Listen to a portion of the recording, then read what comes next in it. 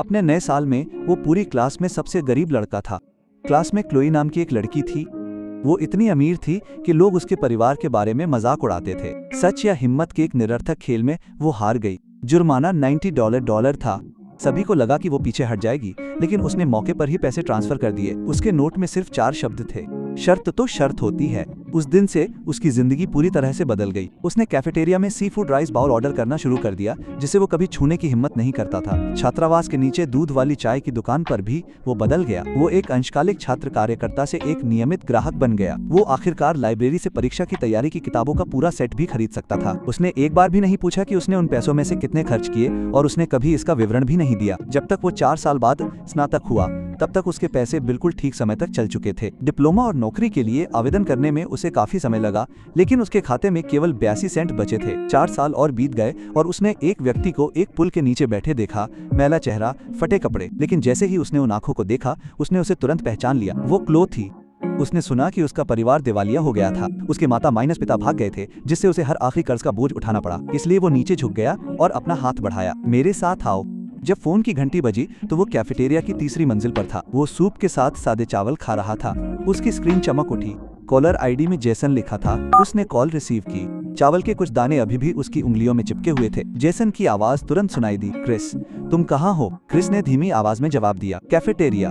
Jason तुरंत बोल पड़ा, अब और भी तेजी से बोल रहा था, जल्दी करो। स्प्लेंडर केटीवी, कमरा 302। क्लो का जन्मदिन है। जैसे ही उसने ये नाम सुना, क्रिस ने भौहें सिकोड़ ली। क्लोई, उनकी क्लास की सबसे अमीर लड़की। उसने लगभग सहज रूप से इसे कम करने की कोशिश की। उसका स्वर दूर और ठंडा था। उसके जन्मदिन का मुझसे क्या लेना, माइनस देना है। मैं नहीं जा रहा हूँ। लेकिन जेसन ने उसे संकोच करने का 1 सेकंड भी नहीं दिया। उसने तुरंत उसे काट दिया। बात करना बंद करो और यहाँ आओ। क्लोई ने विशेष रूप से तुम्हारे लिए कहा था। कॉल समाप्त हो गई। क्रिस ने अपने सामने रखे आधे कटोरे में चावल को देखा और अचानक उसकी भूख गायब हो गई, क्योंकि वो जानता था कि जाने का क्या मतलब है। उसे अपना हिस्सा चुकाना होगा। आज रात का बिल बांटने में कम से कम $1 या $300 खर्च होंगे। लेकिन समस्या ये थी कि जिस व्यक्ति ने उसे नाम से बुलाया था, वो खुद क्लोई थी। क्रिस के शुरू में क्लास में वास्तव में कोई दोस्त नहीं था। जेसन के अलावा उसका अत्यधिक मिलनसार रूममेट लगभग कोई भी उसके करीब नहीं था। इसलिए वह एक बात स्पष्ट रूप से समझ गया, क्लोई को नाराज करना उसके लिए बिल्कुल भी अच्छा नहीं होगा। क्रिस ने अपना कटोरा और चॉपस्टिक रख दिया, फिर उठकर कैफेटेरिया से बाहर चला गया। पतझड़ की हवा में थोड़ी ठंडक थी और उसने अपने शरीर पर पहनी पुरानी जैकेट को कसकर खींचा। जैकेट बहुत बार धोने से फीकी पड़ चुकी थी। स्प्लेंडर केटीवी कैंपस से बहुत दूर नहीं था और वो 20 मिनट पैदल चलकर वहां पहुंचा। प्रवेश द्वार पर मौजूद सर्वर ने उसे एक नजर देखा। वो सर्वर साफ तौर पर थोड़ा आलोचनात्मक था। क्रिस ने उसे नजरअंदाज किया और सीधे तीसरी मंजिल पर चला गया। कमरा नंबर 302 पूरी तरह से बंद नहीं था और तेज संगीत अंदर से बाहर आ रहा था। उसने दरवाजा खोला। निजी कमरा बहुत बड़ा था, जिसमें 20 से ज्यादा लोग थे। मेज पर फलों की थालियां, नमकीन और आयातित शराब रखी हुई थी और क्लो बीच में बैठी थी। उसने राजकुमारी जैसी सुंदर पोशाक पहनी हुई थी। सबने स्वाभाविक रूप से उसके इर्द माइनस गिर्द घूमना शुरू कर दिया। जैसे ही जेसन ने उसे देखा, उसने उसे इशारा किया, क्रिस यहाँ। क्रिस कोने में सोफे पर बैठ गया। किसी ने उसे देखा ही नहीं। बाकी सब क्लो पर ध्यान दे रहे थे। कुछ गा रहे थे, कुछ पासा खेल रहे थे। क्रिस को पहले से ज्यादा असहज महसूस हो रहा था। कमरे की हवा में भी पैसों की गंध आ रही थी। कुछ देर बाद किसी ने कहा कि गाना बोरिंग है और कुछ और मजेदार सुझाया, जैसे सच या हिम्मत, और पूरा कमरा खुशी से झूम उठा। बॉटल टेबल पर घूमने लगी। क्रिस ने मन ही मन प्रार्थना की कि बॉटल उस पर न गिरे, और कई बार बॉटल खतरनाक तरीके से पास से गुजरी। फिर आखिरकार बॉटल सीधे क्लो की तरफ गई और कमरा गूंज उठा। एक लड़के ने मुस्कुराते हुए पूछा, क्लो, सच या हिम्मत? क्लो ने थोड़ी शराब पी रखी थी। उसके गाल हल्के से लाल हो गए थे और उसने मुस्कुराते हुए जवाब दिया, डियर। उस लड़के का नाम लियो था और उसे लोगों का ध्यान आकर्षित करना पसंद था। उसकी नजरें इधर माइनस उधर घूमी और उसने सीधे क्रिस की तरफ देखा। इसके तुरंत बाद उसने मुस्कुराते हुए प्रपोज कर दिया, क्लो, तुम्हारे पीछे दाईं तरफ बैठी लड़की से शर्त लगाने के बारे में क्या ख्याल है क्रिस? एक पल में कमरे में मौजूद हर नजर क्रिस पर टिक गई और उसका पूरा शरीर अकड़ गया। क्लो ने मुड़कर उसकी तरफ देखा। उसकी आंखों में एक खास तरह की उत्सुकता थी, जो अमीर लड़कियों में तब होती है जब दुनिया में कुछ भी उनकी पहुंच से बाहर न हो। उसने सहजता से पूछा, किस तरह की शर्त? लियो हंसा, जानबूझकर अपनी आवाज ऊंची करके। देखते हैं कि क्या तुम में इतनी हिम्मत है कि तुम उसे अभी $90,000 ट्रांसफर कर सको। कमरे में एक पल के लिए सन्नाटा छा गया और फिर हंसी और भी तेज हो गई। लड़कियों में से एक ने सबसे पहले प्रतिक्रिया दी। उसकी आंखें अविश्वास से चौड़ी हो गईं। 90,000? उसके बगल में बैठा लड़का भी तुरंत बीच में कूद पड़ा, जाहिर तौर पर उसे रोकने की कोशिश कर रहा था। लियो, क्या तुम पागल हो? ये सिर्फ एक मजाक है। क्या तुम्हें वाकई इतना आगे जाना होगा? लियो ने अपने हाथ फैलाए, बिल्कुल भी चिंतित नहीं दिख रहा था। क्या तो वो डर गई है? अगर वो डरी हुई है तो उसे 3 शॉट पिलाओ। वो चाहता था कि क्लोई का अपमान हो और वो चाहता था कि क्रिस का भी अपमान हो। हर कोई क्लोई को घूर रहा था, जबकि क्रिस को लग रहा था कि उसका चेहरा लगातार गर्म होता जा रहा है। 90,000 उनके मुंह से निकला तो ये एक सामान्य संख्या थी, लेकिन कुछ दिन पहले ही उनकी मां ने फोन करके बताया था कि घर बनाने के लिए परिवार को अभी भी 20,000 की कमी है और इस तनाव के कारण रात में उनकी नींद नहीं खुलती। वहां बैठे क्रिस को ऐसा लगा जैसे किसी जोकर को मंच पर खींच लाया गया हो। क्लोई ने कुछ नहीं कहा, वो बस उसे देखती रही, शांत और समझ से बाहर। उसकी आंखों में न तो उपहास था और न ही दया। ऐसा लग रहा था जैसे वो गंभीरता से तौल रही हो कि क्या ये छोटी सी चुनौती इसके लायक है। जेसन ने क्रिस को बगल से धक्का देकर फुसफुसाया, इसे गंभीरता से मत लो। लियो एक बेवकूफ है, लेकिन क्रिस इसे गंभीरता से न लेने का कोई तरीका नहीं खोज सकता था। जब कोई पैसे से आपकी इज्जत को मिट्टी में मिला दे तो उसे नजरअंदाज नहीं किया जा सकता। फिर अचानक क्लोई मुस्कुराई, उसने सिर हिलाया। जरूर। क्लोई ने मेज पर रखा फोन उठाया और अपना बैंकिंग ऐप खोला। उसके पास मौजूद सभी लोग एक पल के लिए स्तब्ध रह गए। उन्हें अब भी लग रहा था कि वो मजाक कर रही होगी। फिर उसने क्रिस की तरफ देखा। तुम्हारा फोन नंबर क्या है? कमरे में सन्नाटा छा गया और बैकग्राउंड में सिर्फ म्यूजिक बज रहा था। हर कोई क्लो को घूर रहा था। फिर क्रिस की तरफ देखने लगा। लियो के चेहरे पर मुस्कान तुरंत गायब हो गई और जेसन भी हैरान रह गया। उसका मुंह खुला रह गया और उसके मुंह से एक शब्द भी नहीं निकला। क्रिस को लगा जैसे उसके सिर में खून दौड़ गया हो। उसका फोन नंबर, वो उसका फोन नंबर मांग रही थी। उसका गला सूख गया और वो एक भी शब्द नहीं बोल पाया। क्लो ने धैर्य रखा और अपना फोन उठाते हुए फिर से पूछा, तुम्हारा नंबर क्या है? क्रिस ने मशीन की तरह नंबरों की स्ट्रिंग दोहराई। क्लो ने अपना सिर नीचे किया और बिजली की गति से स्क्रीन पर टैप किया। कमरे में मौजूद लोगों ने एक माइनस दूसरे को देखा और किसी ने धीरे से कहा, वो सच में नहीं भेज रही है ना? ये 90,000 है। कोई अपनी इज्जत बचाने के लिए इतना आगे कैसे बढ़ सकता है? क्रिस उसे घूरता रहा और क्लो पूरे समय पूरी तरह से उसी पर ध्यान केंद्रित किए रही, जैसे वो कोई छोटा माइनस मोटा काम कर रही हो। कुछ सेकंड बाद उसने अपना फोन रख दिया और लियो की तरफ देखा। हो गया। लियो के हाव माइनस भाव वहीं पर बदसूरत हो गए, लेकिन क्लो ने उसे बीच में ही टोक दिया। इबो गया। उसकी आवाज सपाट और शांत थी। बिस्तर एक शर्त है।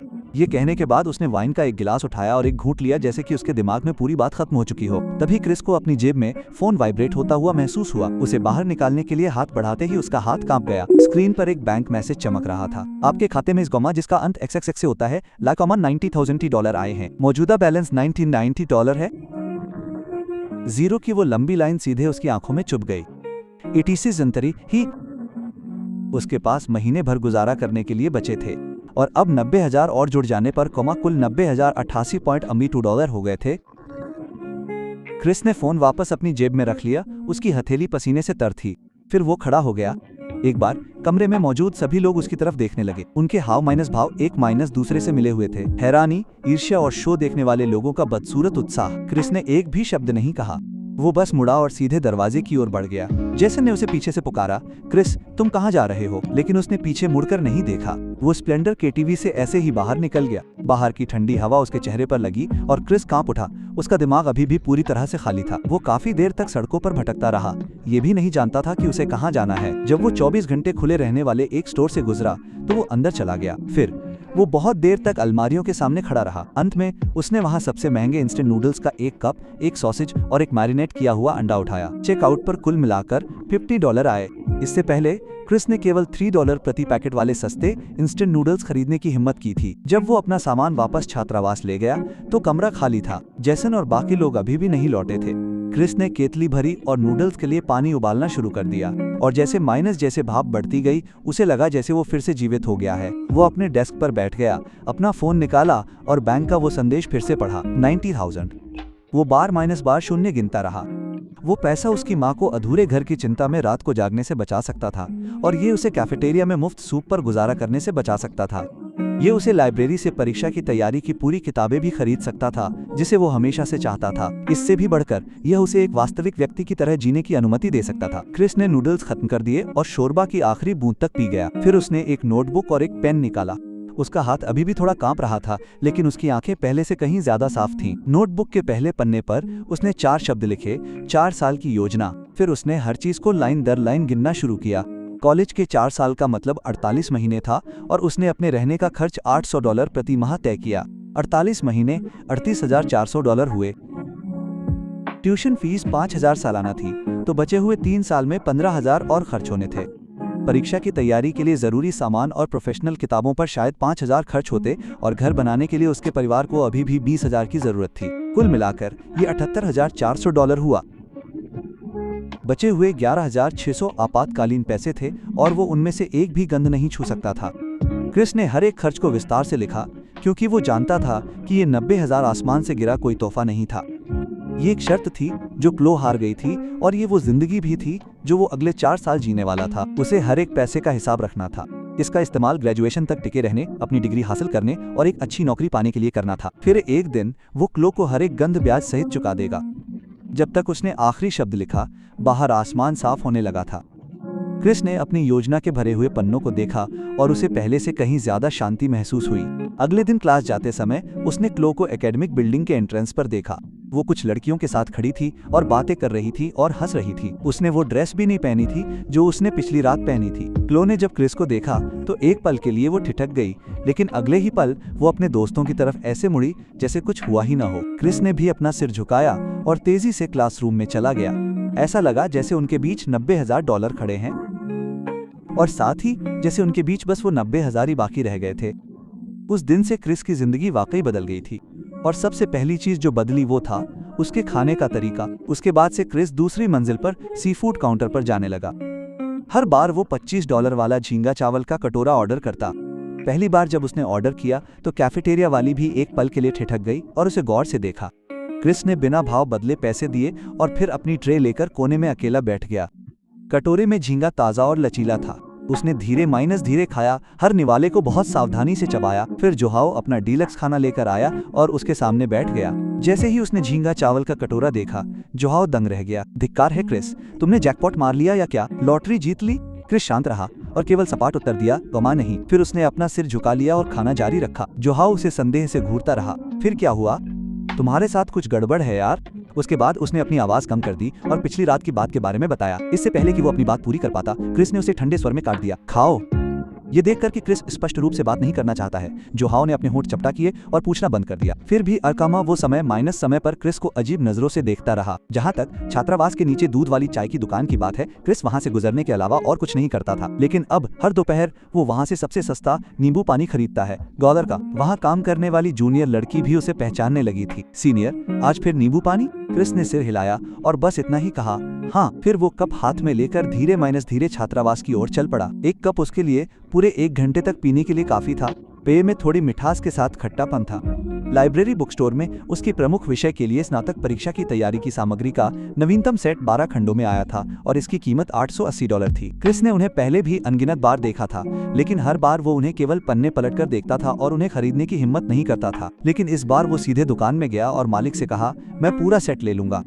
जब मालिक किताबें पैक कर रहा था तब तक क्रिस ने भुगतान कर दिया था। फिर वो अपनी बाहों में एकदम नई किताबों का भारी ढेर लेकर दुकान से बाहर चला गया। उसके शरीर पर धूप की गर्मी थोड़ी महसूस हुई। उस पल से उसे अब लाइब्रेरी में सीटों के लिए संघर्ष नहीं करना पड़ा या दूसरों के पुराने नोट्स की नकल नहीं करनी पड़ी, क्योंकि आखिरकार उसके पास अपना हथियार था। उस सप्ताहांत उसकी माँ ने फिर से फोन किया। उसकी आवाज अभी भी चिंता से भरी हुई थी। क्रिस, तुम्हारे पापा ने फिर से पैसे उधार लेने की कोशिश की, लेकिन कोई तैयार नहीं हुआ। क्रिस ने अपने दिल की बात कह दी और तुरंत कहा, माँ, उधार लेना बंद करो। उधर उसकी माँ ने एक लंबी सांस छोड़ी, बेबसी और चिंता में। अगर हम उधार नहीं लेंगे तो हम क्या करेंगे? ठेकेदार हम पर दबाव बनाता ही जा रहा है। क्रिस ने अपने फोन को और कसकर पकड़ लिया, एक गहरी सांस ली और अपनी आवाज को इस तरह से बनाया जैसे ये मेरे पास है, मेरे पास। फोन कट गया।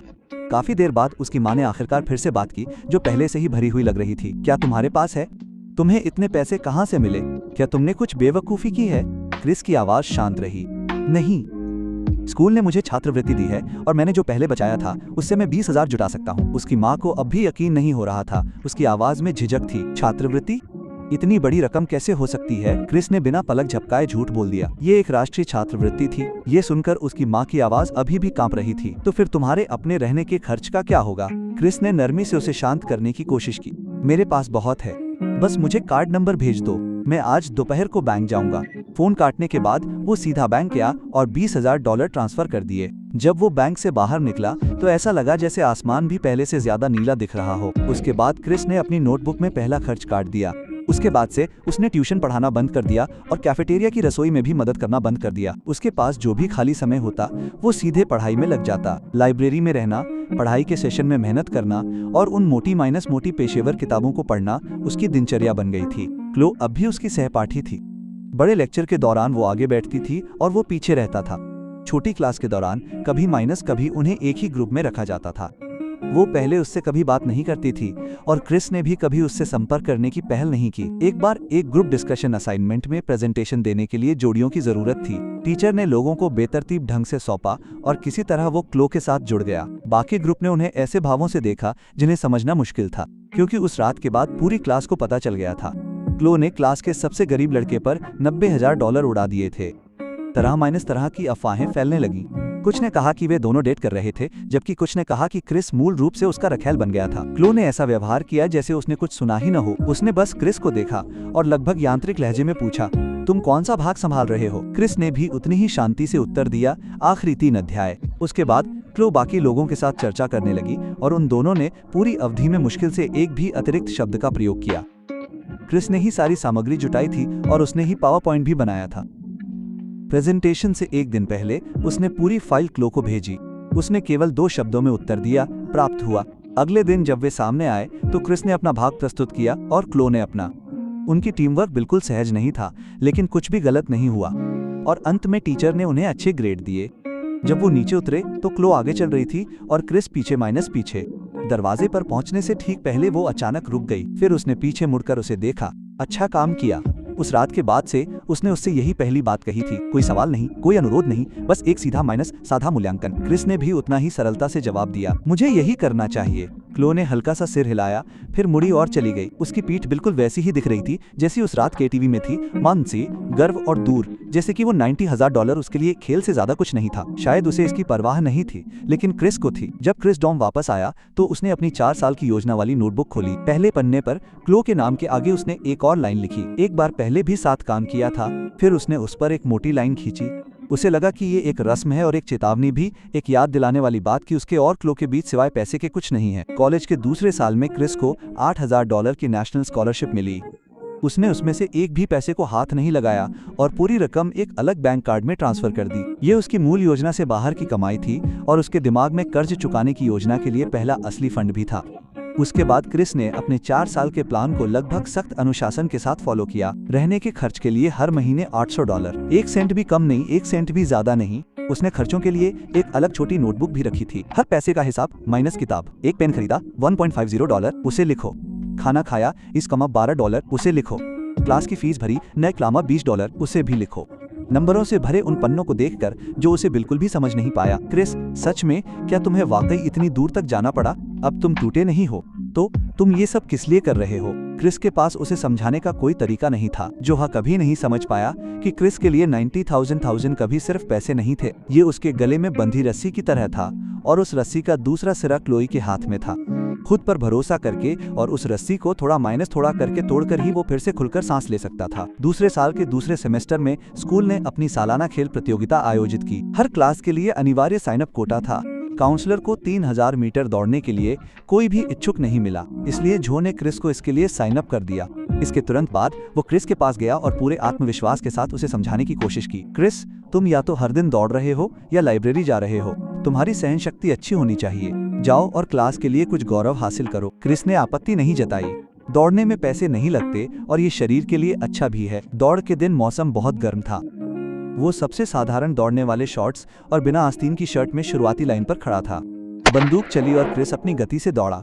वो रैंकिंग के लिए लक्ष्य नहीं बना रहा था, वो बस रेस पूरी करना चाहता था। लेकिन आखिरी लैप तक आते वो पूरी तरह से थक चुका था। पसीने से उसकी नजर धुंधली हो गई थी और उसके फेफड़े जल रहे थे। जैसे ही वो मुख्य स्टैंड से गुजरा, क्रिस ने सहज ही ऊपर देखा और फिर उसकी नजर क्लो पे पड़ी। वो छात्र संघ के पदाधिकारियों के साथ बैठी थी। उसने बाकी लोगों की तरह ही आधिकारिक वर्दी पहनी हुई थी और सिर पर सनहैट भी लगाया हुआ था। वो अपने बगल में बैठे व्यक्ति से कुछ कह रही थी। उसके चेहरे पर हल्की मुस्कान थी। सूरज की रोशनी में उसकी त्वचा लगभग सफेद चमक रही थी, लेकिन वो ट्रैक को नहीं देख रही थी। वो क्रिस को भी नहीं देख रही थी। उसकी दुनिया में यह खेल भावना जो उसे पहले ही बोर कर चुकी थी, शायद दोस्तों के साथ बातचीत में की गई किसी अनौपचारिक टिप्पणी से भी कम महत्वपूर्ण थी। क्रिस ने अपनी नजरें पीछे खींच ली, दांत पीसते हुए आगे बढ़ता रहा। जैसे ही उसने फिनिश लाइन पार की, उसका पूरा शरीर पूरी तरह से सूख गया। अगले ही पल वो सीधा जमीन पर गिर पड़ा। जोहा तुरंत उसे उठाने के लिए दौड़ी और उसके हाथ में पानी की बोतल थमा दी। उसके मुंह से लगातार कुछ न कुछ निकलता रहा। चौथा स्थान कुमार क्रिस, धिक्कार है, ये बहुत बढ़िया था, तुम पदक जीतने के इतने करीब थे। क्रिस लंबी सांसें ले रहा था और एक भी पूरा वाक्य नहीं बोल पा रहा था। उसे अचानक एहसास हुआ कि उसके और क्लो के बीच की दूरी बिल्कुल 3000 मीटर के ट्रैक जैसी है। वो नीचे अपनी पूरी ताकत के साथ दौड़ रहा था, पसीने से तर-बतर और दयनीय दिख रहा था, और वो हमेशा ऊपर स्टैंड पर शांत और अछूती रहती थी। उस रात छात्रावास लौटने के बाद क्रिस ने फिर से अपनी 4 साल की योजना वाली नोटबुक खोली। फिर उसने ध्यान से एक पंक्ति लिखी, वापसी योजना, शुरुआती फंड 8000, लक्ष्य पूरे 90,000। क्योंकि इस बिंदु तक यह अब उसके दिमाग में कोई अस्पष्ट कल्पना नहीं थी। उसने आखिरकार अपने पैरों के नीचे पहला असली पत्थर रख दिया था। समय तेजी से बीतता गया और क्रिस का जीवन धीरे एक निश्चित कार्यक्रम की तरह हो गया। कक्षा, भोजन, पुस्तकालय, नींद। वो शायद ही कभी समूह की गतिविधियों में शामिल होता था और वो शायद ही कभी किसी से बात करता था। क्लास के ज्यादातर बच्चे उसे हमेशा अकेले रहने के आदी हो चुके थे। उनके लिए क्रिस एक अजीब लड़का था जिसके ग्रेड बहुत अच्छे थे, लेकिन सिर्फ क्रिस ही जानता था कि वो रुक नहीं पाया, क्योंकि उसे डर था कि रुकते ही इतनी बड़ी रकम का बोझ उसके ऊपर आ गिरेगा और वो उसे कुचल देगा। जूनियर वर्ष में क्रिस ने एक प्रोजेक्ट में प्रोफेसर की मदद करना शुरू कर दिया और उसे हर महीने $500 मिलने लगे। इसके अलावा वो अपने खाली समय में ऑनलाइन प्रोग्रामिंग के काम भी करता था। ये बहुत थका देने वाला था और कई रातें आधी रात से ज्यादा चलती थी, लेकिन इसकी वजह से हर महीने उसके खाते में $1 या $2000 और बढ़ जाते थे। जब उसने देखा कि ये रकम धीरे बढ़ रही है, तब जाकर उसे स्थिरता का एहसास हुआ। दूसरी तरफ क्लोई की जिंदगी में कभी कोई बदलाव नहीं आया। वो अब भी हर किसी की नजरों में रहती थी, अब भी सुंदर और पॉलिश किए हुए कपड़े पहनती थी। वो अब भी ऐसी गाड़ियों में क्लास जाती थी जिन्हें क्रिस पहचान भी नहीं पाता था, और उनके बीच अब भी कोई खास बातचीत नहीं होती थी। जब भी वे रास्ते से गुजरते, उसकी नजरें उस पर पड़ती और एक पल के लिए रुक जाती। ये वैसा ही था जैसे कोई किसी अनजान व्यक्ति को देखता है जिसे वो किसी तरह जानता हो। क्रिस ने बिना किसी प्रतिरोध के इस सच्चाई को स्वीकार कर लिया, क्योंकि वो और क्लोई शुरू से ही एक ही दुनिया के नहीं थे। वो $90,000 हमेशा से एक दुर्घटना और लेन माइनस देन दोनों थे। क्लोई ने खुद को जीतने और चुनौती देने के लिए पैसे का इस्तेमाल किया, जबकि क्रिस ने अपनी किस्मत बदलने के मौके के लिए अपने गौरव और अपने जीवन के 4 साल बेच दिए। अब भी वो लेन माइनस देन जारी था और वो उस सौदे में एक योग्य अन्य पक्ष बनने के लिए हर संभव कोशिश कर रहा था। जल्द ही वरिष्ठ वर्ष आ गया।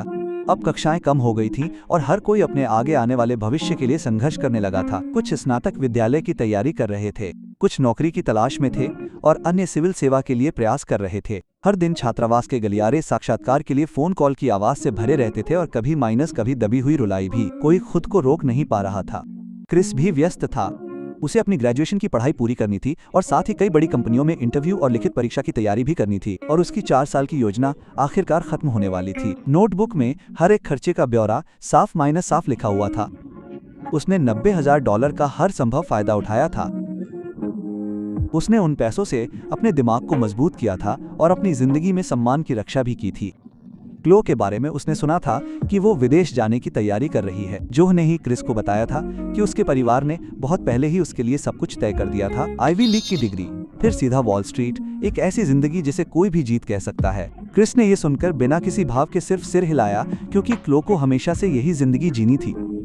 एक आम दोपहर क्रिस लाइब्रेरी से बाहर निकला और वापस छात्रावास की ओर जाने लगा।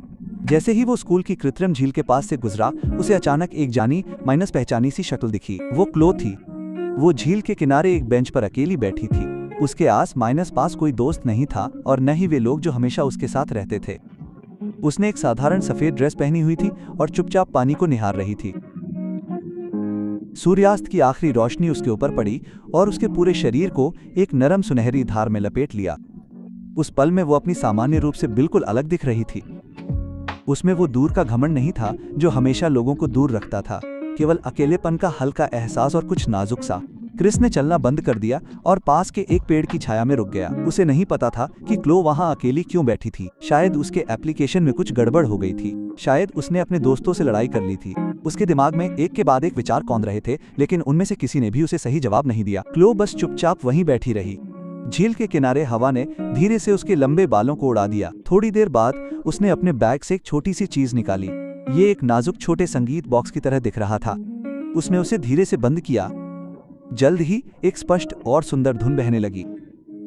धुन थी कैसल इन द स्काई। क्लो ने दोनों हाथों में म्यूजिक बॉक्स पकड़ा हुआ था, अपना सिर नीचे किया हुआ था और बिल्कुल स्थिर थी। क्रिस क्लो के चेहरे के भावों को ठीक से नहीं समझ पाया, लेकिन वो धीरे उसके चेहरे से एक गहरी उदासी को महसूस कर सकता था। क्लो का ये रूप उसने पहले कभी नहीं देखा था। उसके मन में वो हमेशा से ही चमकदार, अछूती, दुनिया की किसी भी चीज को संभालने वाली इंसान रही है। वो बिना पलक झपकाए 90,000 ट्रांसफर कर सकती थी और वो उसी भावहीन शांति के साथ उसके साथ मिलकर काम पूरा कर सकती थी। वो हमेशा से ही एक ऐसी मूर्ति की तरह दिखती थी जिसमें कोई भावना नहीं थी, लेकिन अब वो मूर्ति थोड़ी माइनस सी टूट गई थी। क्रिस को अचानक नए साल की याद आई। क्लो के चेहरे पर वो भाव याद आया जब उसने उसे पैसे भेजे थे और उसने अपना सिर उठाकर कहा था, शर्त तो शर्त होती है। उस समय वो शांत और उदासीन दिख रही थी, फिर भी उसकी आंखों की गहराई में कुछ और था, कुछ ऐसा जो वो उस समय बिल्कुल भी समझ नहीं पाया था। वो वास्तव में क्या था, क्रिस को नहीं पता था। वो बहुत देर तक पेड़ के नीचे खड़ा रहा। वो तब तक खड़ा रहा जब तक आसमान में अंधेरा नहीं हो गया और झील के किनारे लगे लैंप एक के बाद एक जलने लगे। उसके बाद ही क्लो ने म्यूजिक बॉक्स को दूर रखा। फिर वो धीरे से उठी और अकेले ही झील से चली गई। शुरू से अंत तक उसे कभी एहसास नहीं हुआ कि क्रिस वहां खड़ा था। छात्रावास लौटने के बाद क्रिस ने कुछ ऐसा किया जो उसने शायद ही कभी किया हो। उसने अपनी व्यय पुस्तिका नहीं खोली और उसने अपनी भुगतान योजना भी नहीं देखी। वो बस अपनी मेज पर बैठा रहा और बहुत देर तक खाली देखता रहा। उसके दिमाग में क्लो की पीठ घूम रही थी जब वो झील के किनारे बैठी थी और कैसल इन द स्काई की धुन बज रही थी। और पहली बार क्रिस को एहसास हुआ कि क्लो वो व्यक्ति नहीं हो सकती है जो वो हमेशा से दिखती थी। उसके चारों ओर की ग्लैमरस चमक माइनस दमक वाली दुनिया के पीछे शायद उसके अपने अकेलेपन और परेशानियां भी थीं। वो 90,000 शायद उसके लिए वास्तव में कोई मायने नहीं रखते थे, लेकिन वो चुनौती और वे शब्द एक शर्त है, वास्तव में उनके लिए उनका क्या मतलब था। क्रिस ने पहली बार इस सवाल के बारे में सोचा था, लेकिन वो कितनी भी देर सोचता रहा उसे इसका जवाब नहीं मिल पाया, क्योंकि उसके और क्लो के बीच हमेशा से एक ऐसी दुनिया थी जिसे वो पार नहीं कर सकता था। इसलिए वो बस यही कर सकता था कि जल्द से जल्द अपना लेन माइनस देन पूरा कर ले और फिर क्लो की दुनिया को पूरी तरह से पीछे छोड़ दे। डॉम में वापस आकर क्रिस ने अपना लैपटॉप खोला और अपने बायोडाटा को बार संशोधित करना शुरू कर दिया। वो जानता था कि जल्द ही इंटरव्यू के लिए नोटिस आने वाले हैं और उसे उन सभी में से सबसे अच्छा ऑफर पाना था। ग्रेजुएशन का दिन माइनस दिन करीब आ रहा था। अंत में क्रिस को देश की सबसे बड़ी इंटरनेट कंपनियों में से एक से ऑफर मिला, जिसमें वेतन और लाभ उसकी उम्मीद से भी बेहतर थे। जिस दिन उसने कॉन्ट्रैक्ट साइन किया, वो कंपनी की बिल्डिंग से बाहर निकला, धूप में खड़ा हुआ और एक लंबी सांस ली। 4 साल के संयम और संघर्ष का आखिरकार फल मिला। उसने सबसे पहले घर पर फोन किया और अपनी माँ को खबर सुनाई। वो फोन पर जीरो रही थी और बार यही कह रही थी, मोम, मेरे बेटे ने कर दिखाया, मेरे बेटे ने वाकई कर दिखाया। क्रिस को भी अपनी आंखें गर्म होती हुई महसूस हुई। उस रात जब वो छात्रावास लौटा तो उसने फिर से अपनी 4 साल की योजना वाली नोटबुक खोली। आखिरी पन्ने पर उसकी आर्थिक स्थिति का सारांश था। आमदनी ठीक $90,000, ट्यूशन फीस $15,000, 46 महीने तक रहने का खर्च $800 प्रति महीने के हिसाब से कुल $36,800, किताबें और अध्ययन सामग्री $4,800, पारिवारिक सहायता $20,000, क्लास फीस और पहचान पत्र सहित विविध खर्च $1,300, कुल मूल खर्च $77,900। और ये तो केवल मूल खाता था। सभी बिखरे हुए छोटे माइनस मोटे खर्च एक और नोटबुक में दर्ज थे। 4 सालों में उसने 19,000 में से लगभग हर आखिरी पैसा निकाल लिया था। क्रिस ने फिर से बैंक कार्ड पर बैलेंस चेक किया। उसमें पहले 92 थे, अब केवल 0.82 बचे थे। बढ़िया, सब कुछ योजना के अनुसार ही हुआ था। क्रिस ने नोटबुक बंद कर दी। इस छोटी सी किताब में उसकी जवानी, अपमान और संघर्ष के 4 साल थे और आखिरकार उसने अपना काम पूरा कर लिया था। उसका कर्ज चुकाने का खाता 30,000 से भी ज्यादा हो गया था, फिर भी 90,000 के लक्ष्य से काफी दूर था। लेकिन अब उसके पास एक स्थिर, अच्छी तनख्वाह वाली नौकरी थी और वो अपना कर्ज चुकाने में सक्षम था। बस समय की बात थी। ग्रेजुएशन के दिन मौसम साफ था। सभी लोग टोपी और गाउन पहने हुए थे और पूरे कैंपस में जमकर फोटो खिंचवा रहे थे। हर तरफ हंसी, गले मिलना और अलविदा कहना था। इस बीच क्रिस भीड़ से बाहर किसी बाहरी व्यक्ति की तरह चुपचाप खड़ा था। उसके ज्यादा दोस्त नहीं थे। एक ही शख्स था जिसके साथ उसकी थोड़ी नजदीकी थी, जैन, जिसने अपने गृहनगर में एक कंपनी के साथ करार कर लिया था और उसी दोपहर ट्रेन से जाने वाला था। जहां तक क्लो की बात है, क्रिस ने पूरी सुबह उसे ढूंढा, लेकिन भीड़ में उसे एक बार भी नहीं देखा। शायद वो उसके जैसी किसी के लिए आया ही नहीं था। शायद ग्रेजुएशन समारोह शुरू से ही कोई खास मायने नहीं रखता था। क्रिस समझ नहीं पा रहा था कि उसे निराशा हुई या राहत। उसने इस पल के लिए बहुत दिनों से तैयारी की थी और आज उसे व्यक्तिगत रूप से धन्यवाद देना चाहता था। वो उसे ये भी बताना चाहता था कि वो पैसे वापस कर देगा, लेकिन अब वो उसे ढूंढ भी नहीं पा रहा था। जैसे ही क्रिस जाने वाला था, उसके पीछे से एक आवाज आई। क्रिस, वह तुरंत घूमा। वो क्लो थी। उसने भी अपना ग्रेजुएशन गाउन पहना हुआ था। उसके लंबे बाल उसके कंधों पर थे। हल्का सा मेकअप उसे अविश्वसनीय रूप से सुंदर बना रहा था। वो वहां अकेली खड़ी थी, बहुत दूर नहीं, चुपचाप उसे देख रही थी। फिर उसने कहा, बधाई हो, तो तुम्हें भी अपना ऑफर मिल गया। क्रिस को लगा कि उसका गला भर आया है और जब उसने जवाब दिया तो उसकी आवाज सूख गई। हाँ, मुझे मिल गया। क्लो ने हल्का सा सिर हिलाया। ये अच्छा है। उनके बीच जल्द ही सन्नाटा छा गया, जबकि उनके पास लोग घूम रहे थे, हंस रहे थे और जश्न मना रहे थे। वे दोनों वहां किसी फिल्म के अलग खामोश सीन की तरह खड़े थे। क्रिस पैसे का जिक्र करना चाहता था। वो क्लो को वो खाता भी दिखाना चाहता था जिसमें उसने 30,000 से ज्यादा बचाए थे और उसे चुकाने की योजना के बारे में बताना चाहता था। लेकिन जब उसके मुंह से शब्द निकले तो वो उन्हें वापस निगल गया, क्योंकि क्लो के सामने जो वॉल स्ट्रीट के लिए रवाना होने वाली थी, उसकी तनख्वाह और उसकी योजना अचानक हास्यास्पद लगने लगी। वो उसके सामने फिर से अपनी शर्मिंदगी और छोटापन उजागर नहीं करना चाहता था। क्रिस बस कुछ कहने ही वाला था। तभी क्लो ने पहले बोला, मैं अमेरिका जा रही हूँ। क्रिस ने धीरे से जवाब दिया, सुरक्षित यात्रा। क्लो ने उसकी ओर देखा और उसकी निगाहों में कुछ गहरा था। फिर उसने फिर से उसका नाम पुकारा, क्रिस, तुम्हें वो पैसे वापस नहीं करने होंगे। क्रिस ठिठक गया, लेकिन क्लो उसी शांत स्वर में बोलती रही, मैं वो शर्त हार गई। इसका तुमसे कोई लेना माइनस देना नहीं था।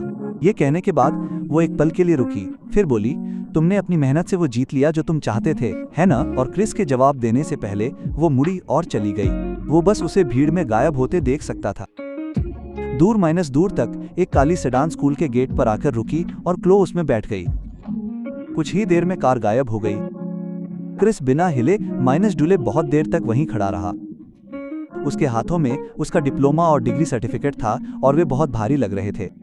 क्लो ने उससे कहा कि उसे पैसे वापस नहीं करने हैं। उसने कहा कि वो जीत चुका है। लेकिन ये सुनकर क्रिस को और भी गहरा खालीपन महसूस हुआ, क्योंकि उसने एक तरफा तरीके से ये लेन माइनस देन खत्म कर दिया था। उसके पास अब कर्ज चुकाने का मौका भी नहीं था।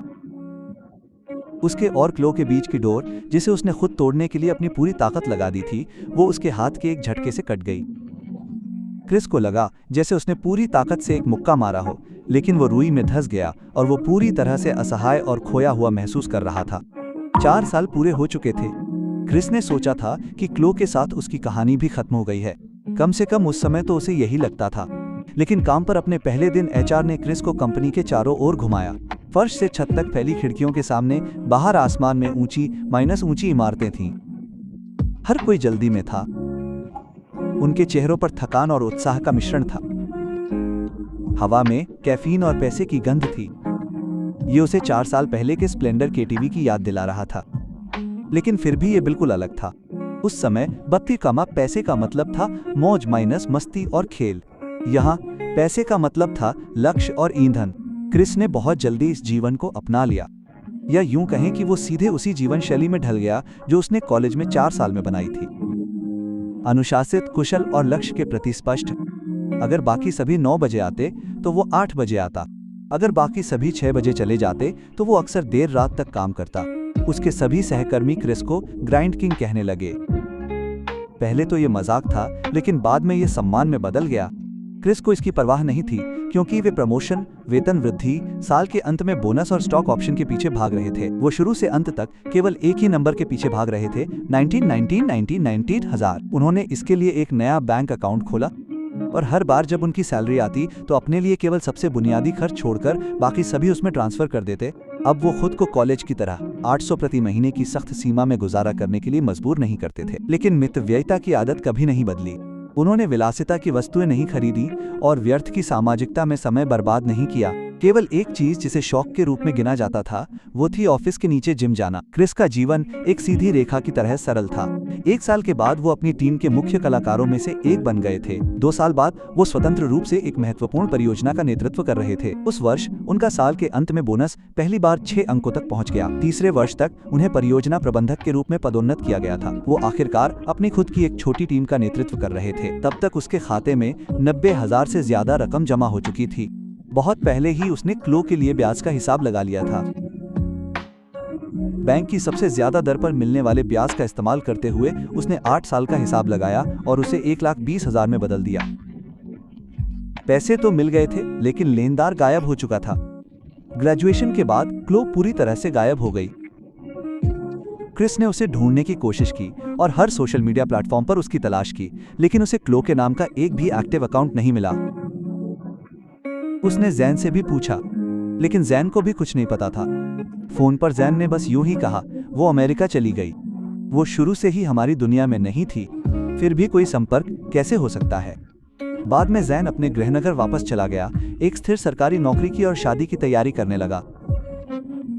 सालों तक नोमा वे कभी माइनस कभार एक माइनस दूसरे से मिलते रहे, लेकिन वे हमेशा छोटी माइनस छोटी बातों पर ही बात करते थे।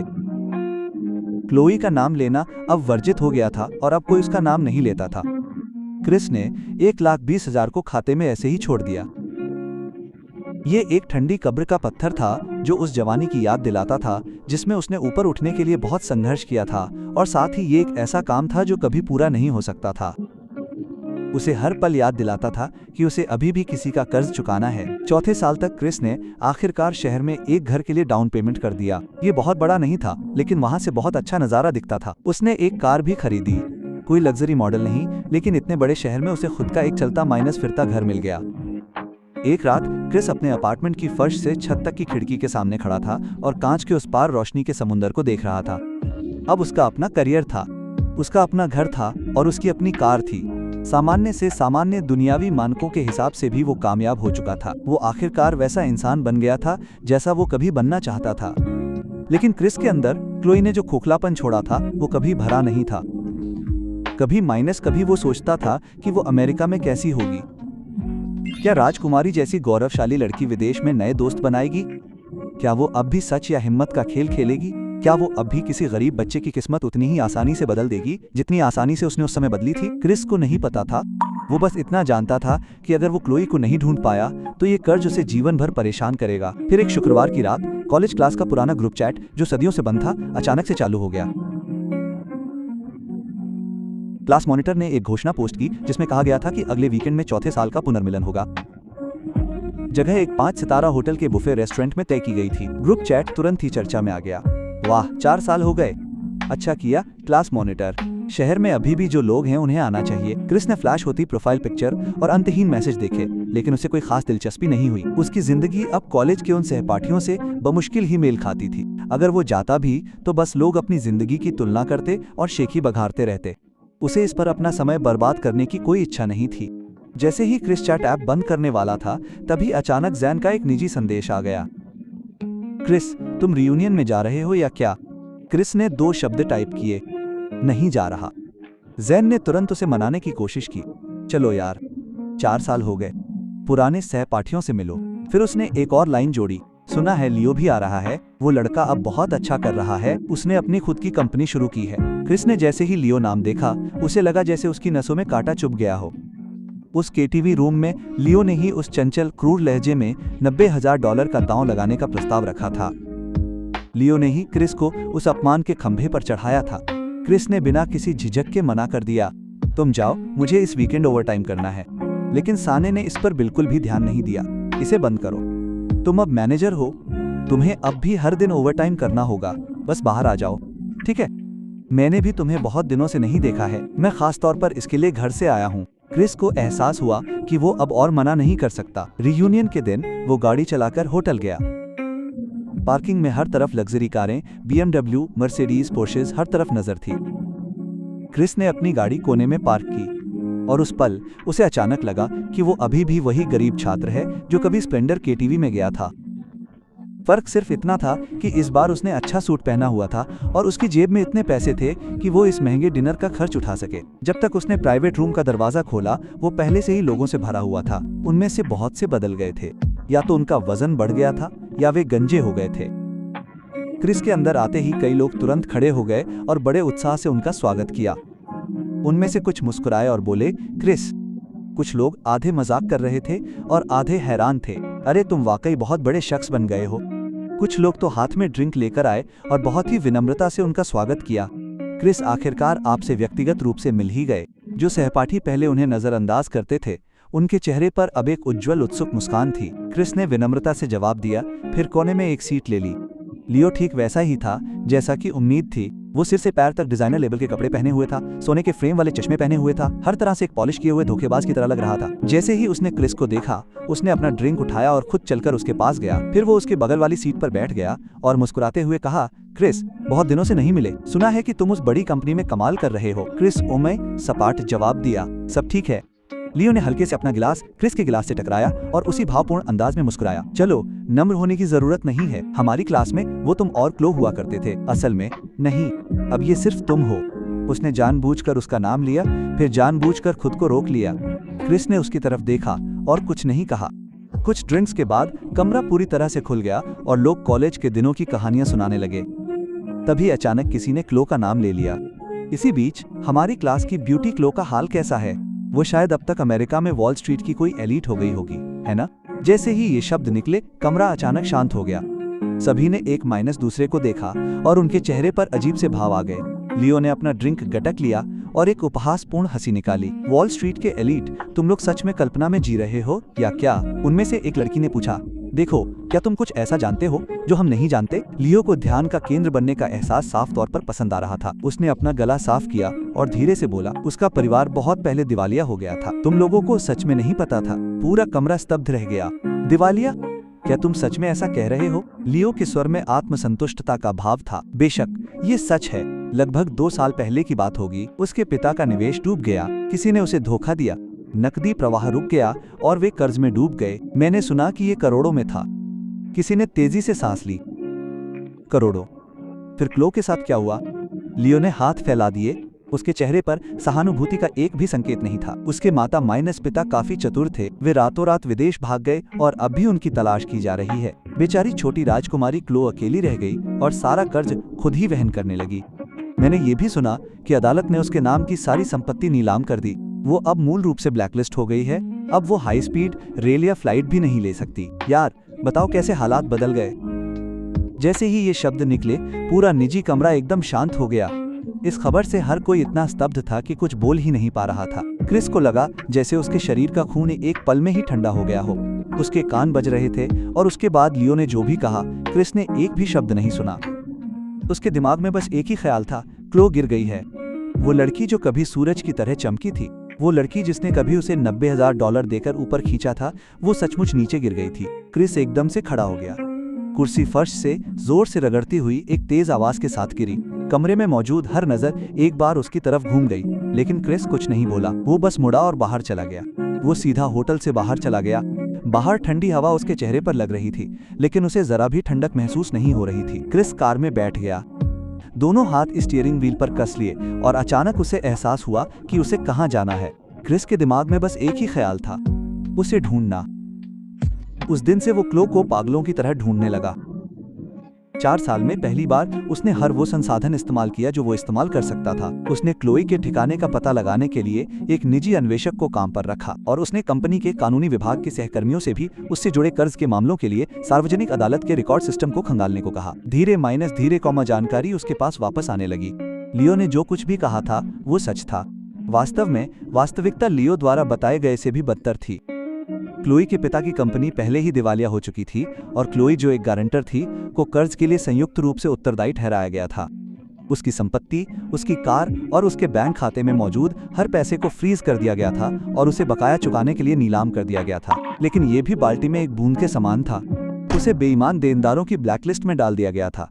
जिस तरह के व्यक्ति को लोग लापरवाही से बेकार कहते हैं, उस पर भारी खर्च करने की पाबंदियां थी, जिसका मतलब था कि कोई उड़ान नहीं और कोई हाई माइनस स्पीड रेल नहीं। एक अदृश्य जाल ने उसे चारों ओर लपेट लिया था और उसे शहर के सबसे निचले हिस्से में जकड़ दिया था। निजी अन्वेषक ने क्रिस को आखिरी अपडेट ये दिया। आधे साल पहले क्लोई एक पुराने जर्जर इलाके में बेसमेंट में किराए पर रहती थी। बाद में जब वो किराया नहीं दे पाई तो मकान मालिक ने उसे घर से निकाल दिया। उसके बाद वो पूरी तरह से गायब हो गई और उसका पीछा वहीं खत्म हो गया।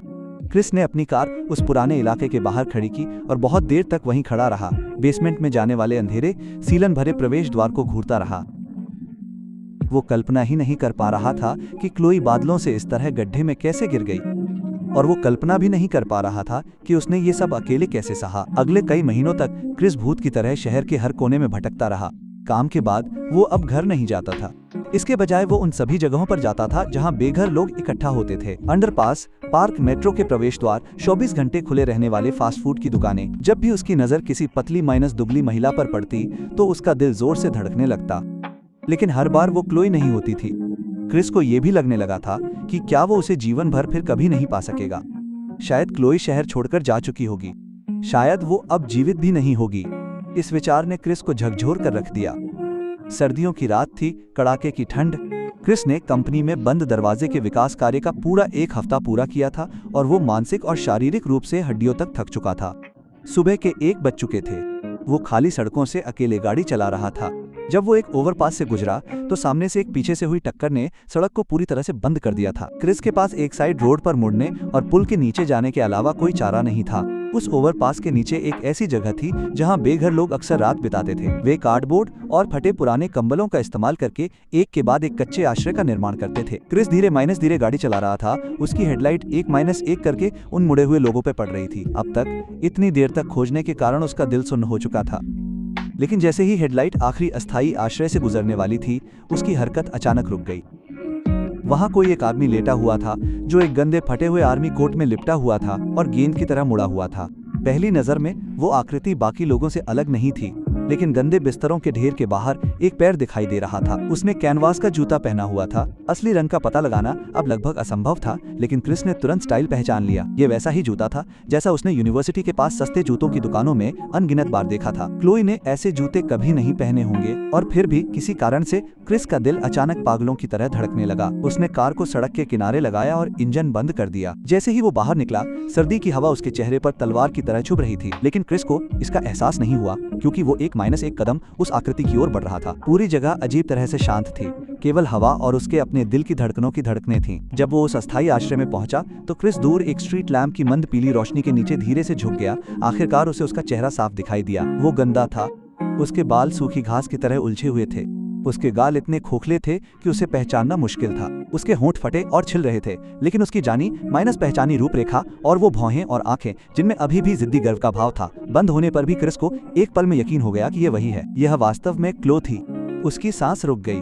ऐसा लगा जैसे किसी भारी हथौड़े ने सीधे उसके सीने में वार किया हो, जिससे उसे इतना दर्द हो रहा था कि वो बोल भी नहीं पा रहा था। शायद किसी के पास होने का एहसास होने पर क्लो का शरीर थोड़ा हिल गया। उसकी पलकें कांप उठी, फिर धीरे से सबसे पतली दरार खुल गई। वो आंखें जो कभी साफ और चमकीली थीं, वही आंखें जो कभी क्रिस को उत्सुकता और दूरी के संकेत के साथ देखती थीं, अब अंतहीन थकान और खालीपन के अलावा कुछ नहीं था। उसने उसकी ओर देखा, लेकिन उसकी निगाहें एकाग्र नहीं थीं, जैसे उसका दिमाग अभी तक पूरी तरह से समझ नहीं पाया हो। क्रिस ने बस उसकी ओर देखा, उसकी आंखों में उस खाली भ्रम को देखा। फिर उसने अपना हाथ उसकी तरफ बढ़ाया। हथेली खुली हुई थी, जैसे उसने 4 साल पहले ग्रेजुएशन के समय किया था, और शांत लेकिन मना न कर पाने वाली आवाज में उसने पूछा, मेरे साथ चलो। क्लो की पुतलियां अचानक सिकुड़ गईं। एक पल में उसकी खोखली आंखें हैरानी और अविश्वास से भर गईं। क्लो ने बिना पलक झपकाए क्रिस को देखा, फिर अपनी आंखें नीचे उसके हाथ की ओर कर लीं। अगले ही पल उसकी धुंधली आंखों से आंसू बहने लगे। वे उसके गंदे गालों पर एक खामोश हिंसक धारा की तरह बह निकले।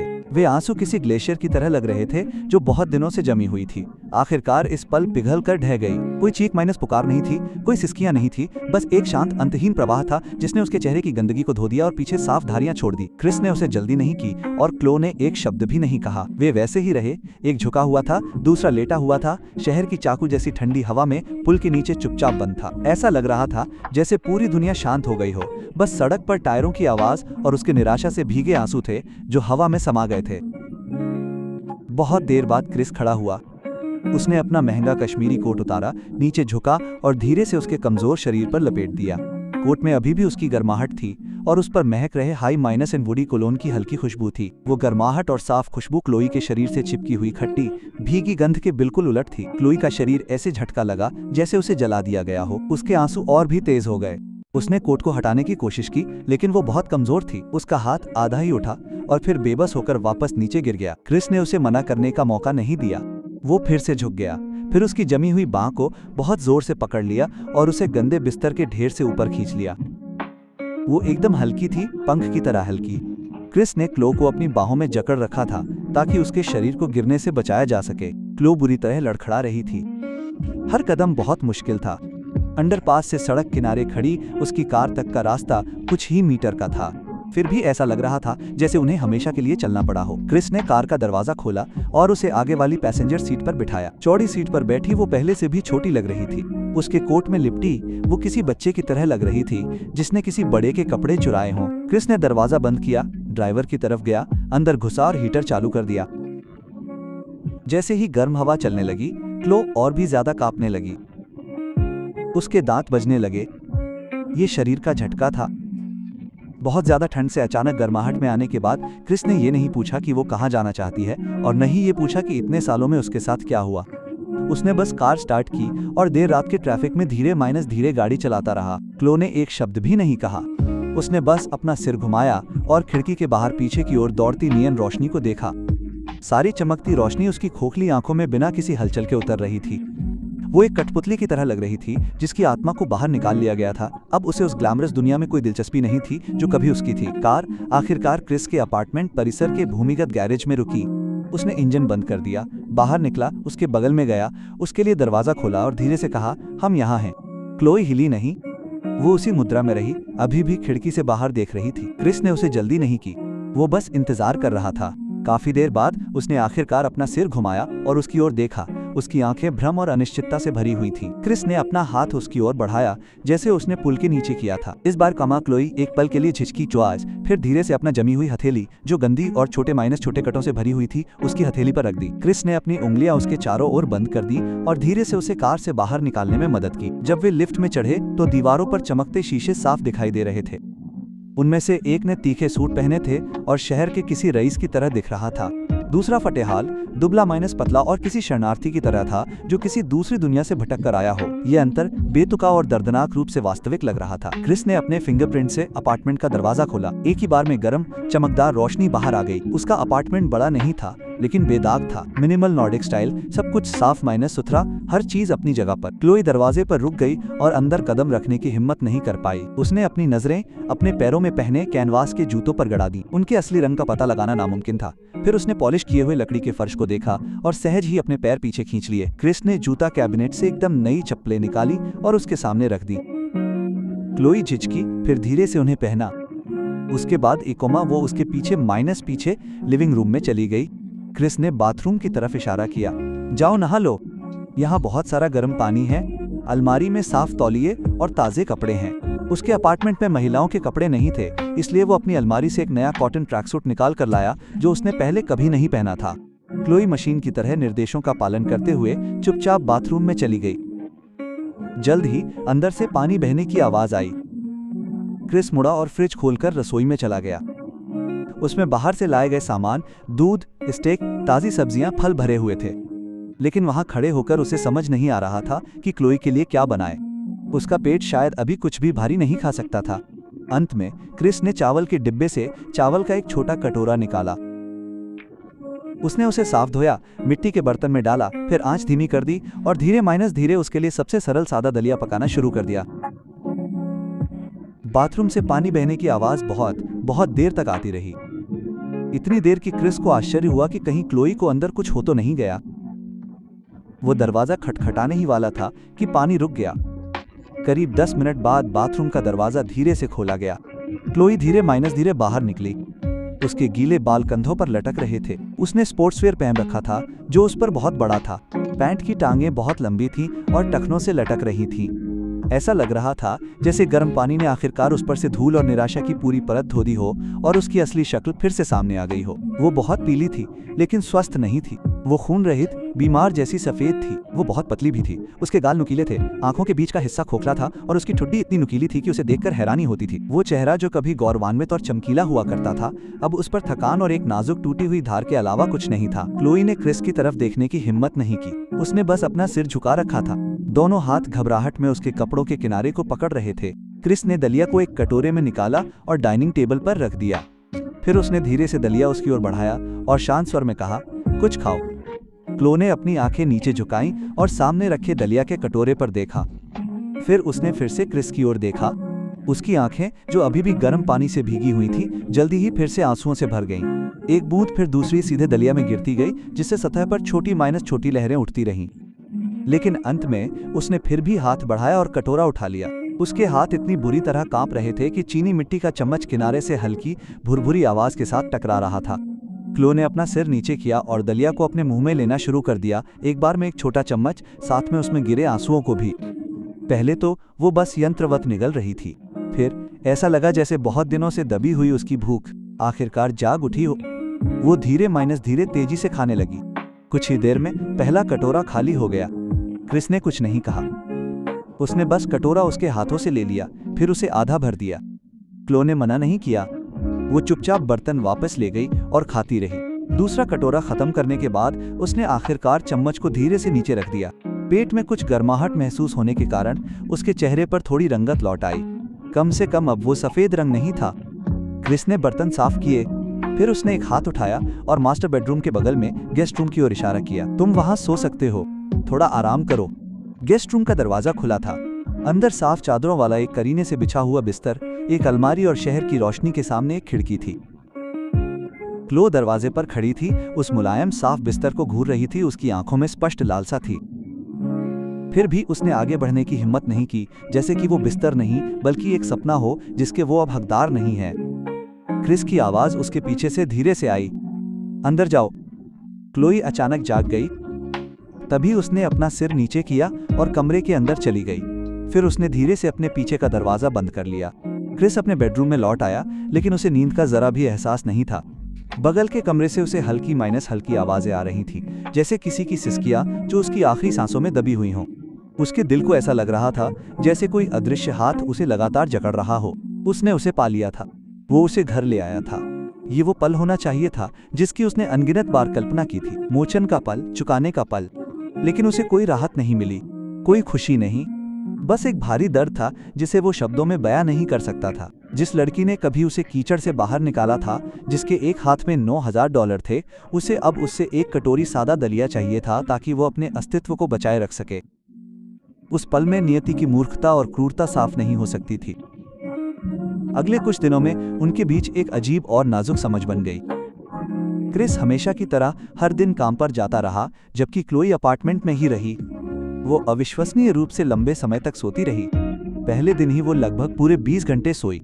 ऐसा लग रहा था जैसे वो वर्षों से खोई हुई अपनी सारी सुरक्षित नींद एक साथ वापस पाने की कोशिश कर रही हो। वो अब भी नहीं बोलती थी और उनके बीच अब भी कोई वास्तविक संवाद नहीं था। काम पर जाने से पहले क्रिस एक साधारण नाश्ता बनाता और उसे मेज पर रख देता। काम के बाद वो रात का खाना घर ले आता। उसने उसके लिए एक नया फोन और एक नया सिम कार्ड भी खरीदा। उसने उसके लिए बहुत सारे नए कपड़े भी खरीदे। महंगे कपड़े नहीं जैसे वो पहले पहनती थी, बल्कि सबसे साधारण, सबसे आरामदायक हुडी, टी- शर्ट और जीन्स। उसने उन सभी को उसके कमरे की अलमारी में करीने से रखा। क्लो चुपचाप उसके द्वारा बनाया गया खाना खाती और उसके द्वारा खरीदे गए कपड़े पहनती। फिर भी वो अभी भी अपार्टमेंट में रहने वाली एक पारदर्शी छाया की तरह लगती थी, इतनी खामोशी कि उसे असली नहीं लगता था। क्रिस को एहसास हो गया था कि ये खामोशी उसकी गरिमा के लिए आखिरी दयनीय खतरा थी और वो उसे अपनी पूरी ताकत से थामे हुए थी।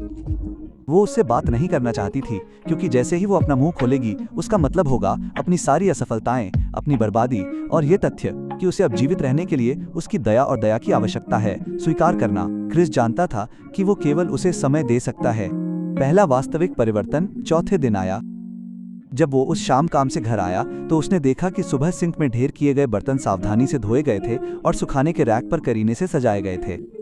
यहाँ तक कि अपार्टमेंट का फर्श भी साफ किया गया था और ये पहले से कहीं अधिक साफ था जितना वो आमतौर पर खुद करता था। जब क्रिस लिविंग रूम में गया तो उसने क्लो को सोफे पर चुपचाप बैठे देखा।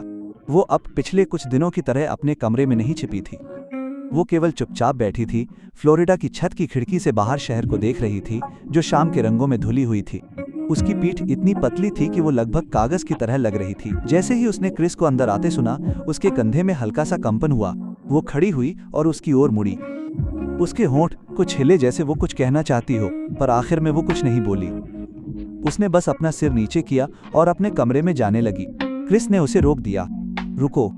क्लोई उसकी पीठ के बल जम गई, फिर भी उसकी तरफ मुड़ी हुई थी। क्रिस ने धीमी सांस ली और जितना हो सका शांति से कहा, तुम्हें ऐसा करने की जरूरत नहीं है। उसका पूरा शरीर एकदम से अकड़ गया। काफी देर बाद वो आखिरकार मुड़ी। वापस आने के बाद ये पहली बार था जब उसने सचमुच अपनी आंखें उठाईं और सीधे उसकी आंखों में देखा। उनमें भावनाओं का तूफान था, कृतज्ञता, अपमान, संघर्ष और कुछ ऐसा भयंकर और आखिरी जिसे क्रिस भी नहीं समझ पाया। फिर आखिरकार वो बोली, इस अपार्टमेंट में लौटने के बाद ये पहला वाक्य था जो उसने उससे कहा था। उसकी आवाज रूखी और सूखी थी, जैसे सैंडपेपर की दो शीट आपस में रगड़ रही हों। मैं यहाँ मुफ्त में नहीं रह सकती। उसकी आवाज धीमी थी, फिर भी क्रिस के सीने में कील की तरह चुभ गई। आज भी ऐसे समय में भी वो उस बात पर अड़ी हुई थी। अंदर ही अंदर वो अभी भी वही गौरवान्वित क्लोई थी। क्रिस ने उसकी तरफ देखा। उसकी छाती भावनाओं से भरी हुई थी जिन्हें नाम देना मुश्किल था। फिर वो मुड़ा और स्टडी रूम में चला गया। अपनी बुकशेल्फ की सबसे गहरी दराज से उसने एक नोटबुक निकाली। वो एक साधारण नोटबुक थी जिसका कवर किनारों से घिसा हुआ था। क्रिस लिविंग रूम में वापस आया, उसके पास गया, उसे खोला और उसे पकड़ा दिया। क्लोई ने उलझन में अपनी आंखें झुका ली, लेकिन जैसे ही उसकी नजर पहले पन्ने पर लिखे 4 शब्दों पर पड़ी, उसकी पुतलियां सिकुड़ गईं। वो शब्द थे 4 साल की योजनाएं। उनके नीचे क्रिस की मांसल सावधानीपूर्वक लिखी लिखावट थी जिसमें उसने उन $90,000 का उपयोग करने की योजना के बारे में हर एक विवरण दिया था। ट्यूशन, रहने का खर्च, किताबें और अध्ययन सामग्री, घर में रखे पैसे। हर एक पंक्ति बहुत ही साफ माइनस साफ लिखी हुई थी। क्रिस ने हाथ उठाया और रहने के खर्च की ओर इशारा किया। उसकी आवाज धीमी थी लेकिन हर शब्द साफ था। उस समय आपके 90,000 ने मेरे जीवन के 4 साल का भुगतान किया। अब मेरी बारी है। क्लोई ने नोटबुक को देखा। पन्नों पर संख्याओं और शब्दों की घनी कतारें थीं। उसके लिए ये बहुत पहले की एक लापरवाह चुनौती से ज्यादा कुछ नहीं था जिसे वो पहले ही भूल चुकी थी, लेकिन किसी और के लिए ये पूरे 4 साल की जवानी थी, अस्तित्व के लिए एक अनुबंध जो श्रद्धा और जुनून के करीब था। उसकी उंगलियां बेकाबू होकर कांपने लगी। वो कागज पर उन परिचित और अपरिचित शब्दों को छूना चाहती थी, लेकिन उसके हाथ हवा में रुक गए, नीचे आने की हिम्मत नहीं कर रही थी। और उन मृत खाली आंखों में जो कई दिनों से खामोश थी, आखिरकार कुछ पूरी तरह से टूट गया। वो 4 साल की योजना वाली नोटबुक एक चाबी की तरह थी जो आखिरकार क्लोई के भावनात्मक प्रवाह को खोल रही थी, जिसे उसने इतने दिनों से बंद कर रखा था। वो अब उस नाजुक शांति को एक साथ नहीं रख सकती थी जो जरा सी भी छुअन पर बिखरने को तैयार थी। उसने अपने चेहरे को दोनों हाथों से ढक लिया, धीरे नीचे बैठ गई और उसके कंधे हिंसक रूप से कांपने लगे। बहुत दिनों से दबा हुआ साबुन आखिरकार उसकी उंगलियों से फिसलने लगा। अब न तो वो दबी हुई रुलाई थी और न ही उसकी नाक से लगातार आने वाली सिसकियां। ये एक ऐसा दर्द था जो उसके सीने से बाहर निकल रहा था, मानो वो उन सभी शिकायतों, दर्द, निराशा और डर को बाहर निकालना चाहती हो जो उसने इतने सालों में सहे थे। क्रिस ने उसे गले नहीं लगाया और न ही उसे सांत्वना देने के लिए कुछ कहा, क्योंकि वो जानता था कि उसे इस समय सस्ती सहानुभूति की जरूरत है। उसे बस एक ऐसी जगह चाहिए थी जहां वो पूरी तरह से टूट सके और सब कुछ बाहर निकाल सके, इसलिए वो चुपचाप वहीं खड़ा रहा। उसने धीरे से उसके बगल में टिश्यू का एक डिब्बा रख दिया। एक खामोश अभिभावक की तरह उसने उसकी सिसकियों को पूरे अपार्टमेंट में गूंजने दिया। क्लो बहुत देर तक रोती रही जब तक कि उसकी आवाज घोड़े जैसी नहीं हो गई और उसका शरीर पूरी तरह से थकावट से कांपने लगा। आखिरकार ये सब कम होने लगा। वो एक खोए हुए बच्चे की तरह फर्श पर झुकी रही। उसके कंधे अभी भी असमान रूप से छोटे झटकों में हिल रहे थे। क्रिस ने उसे एक गिलास गर्म पानी पिलाया और उसे दिया।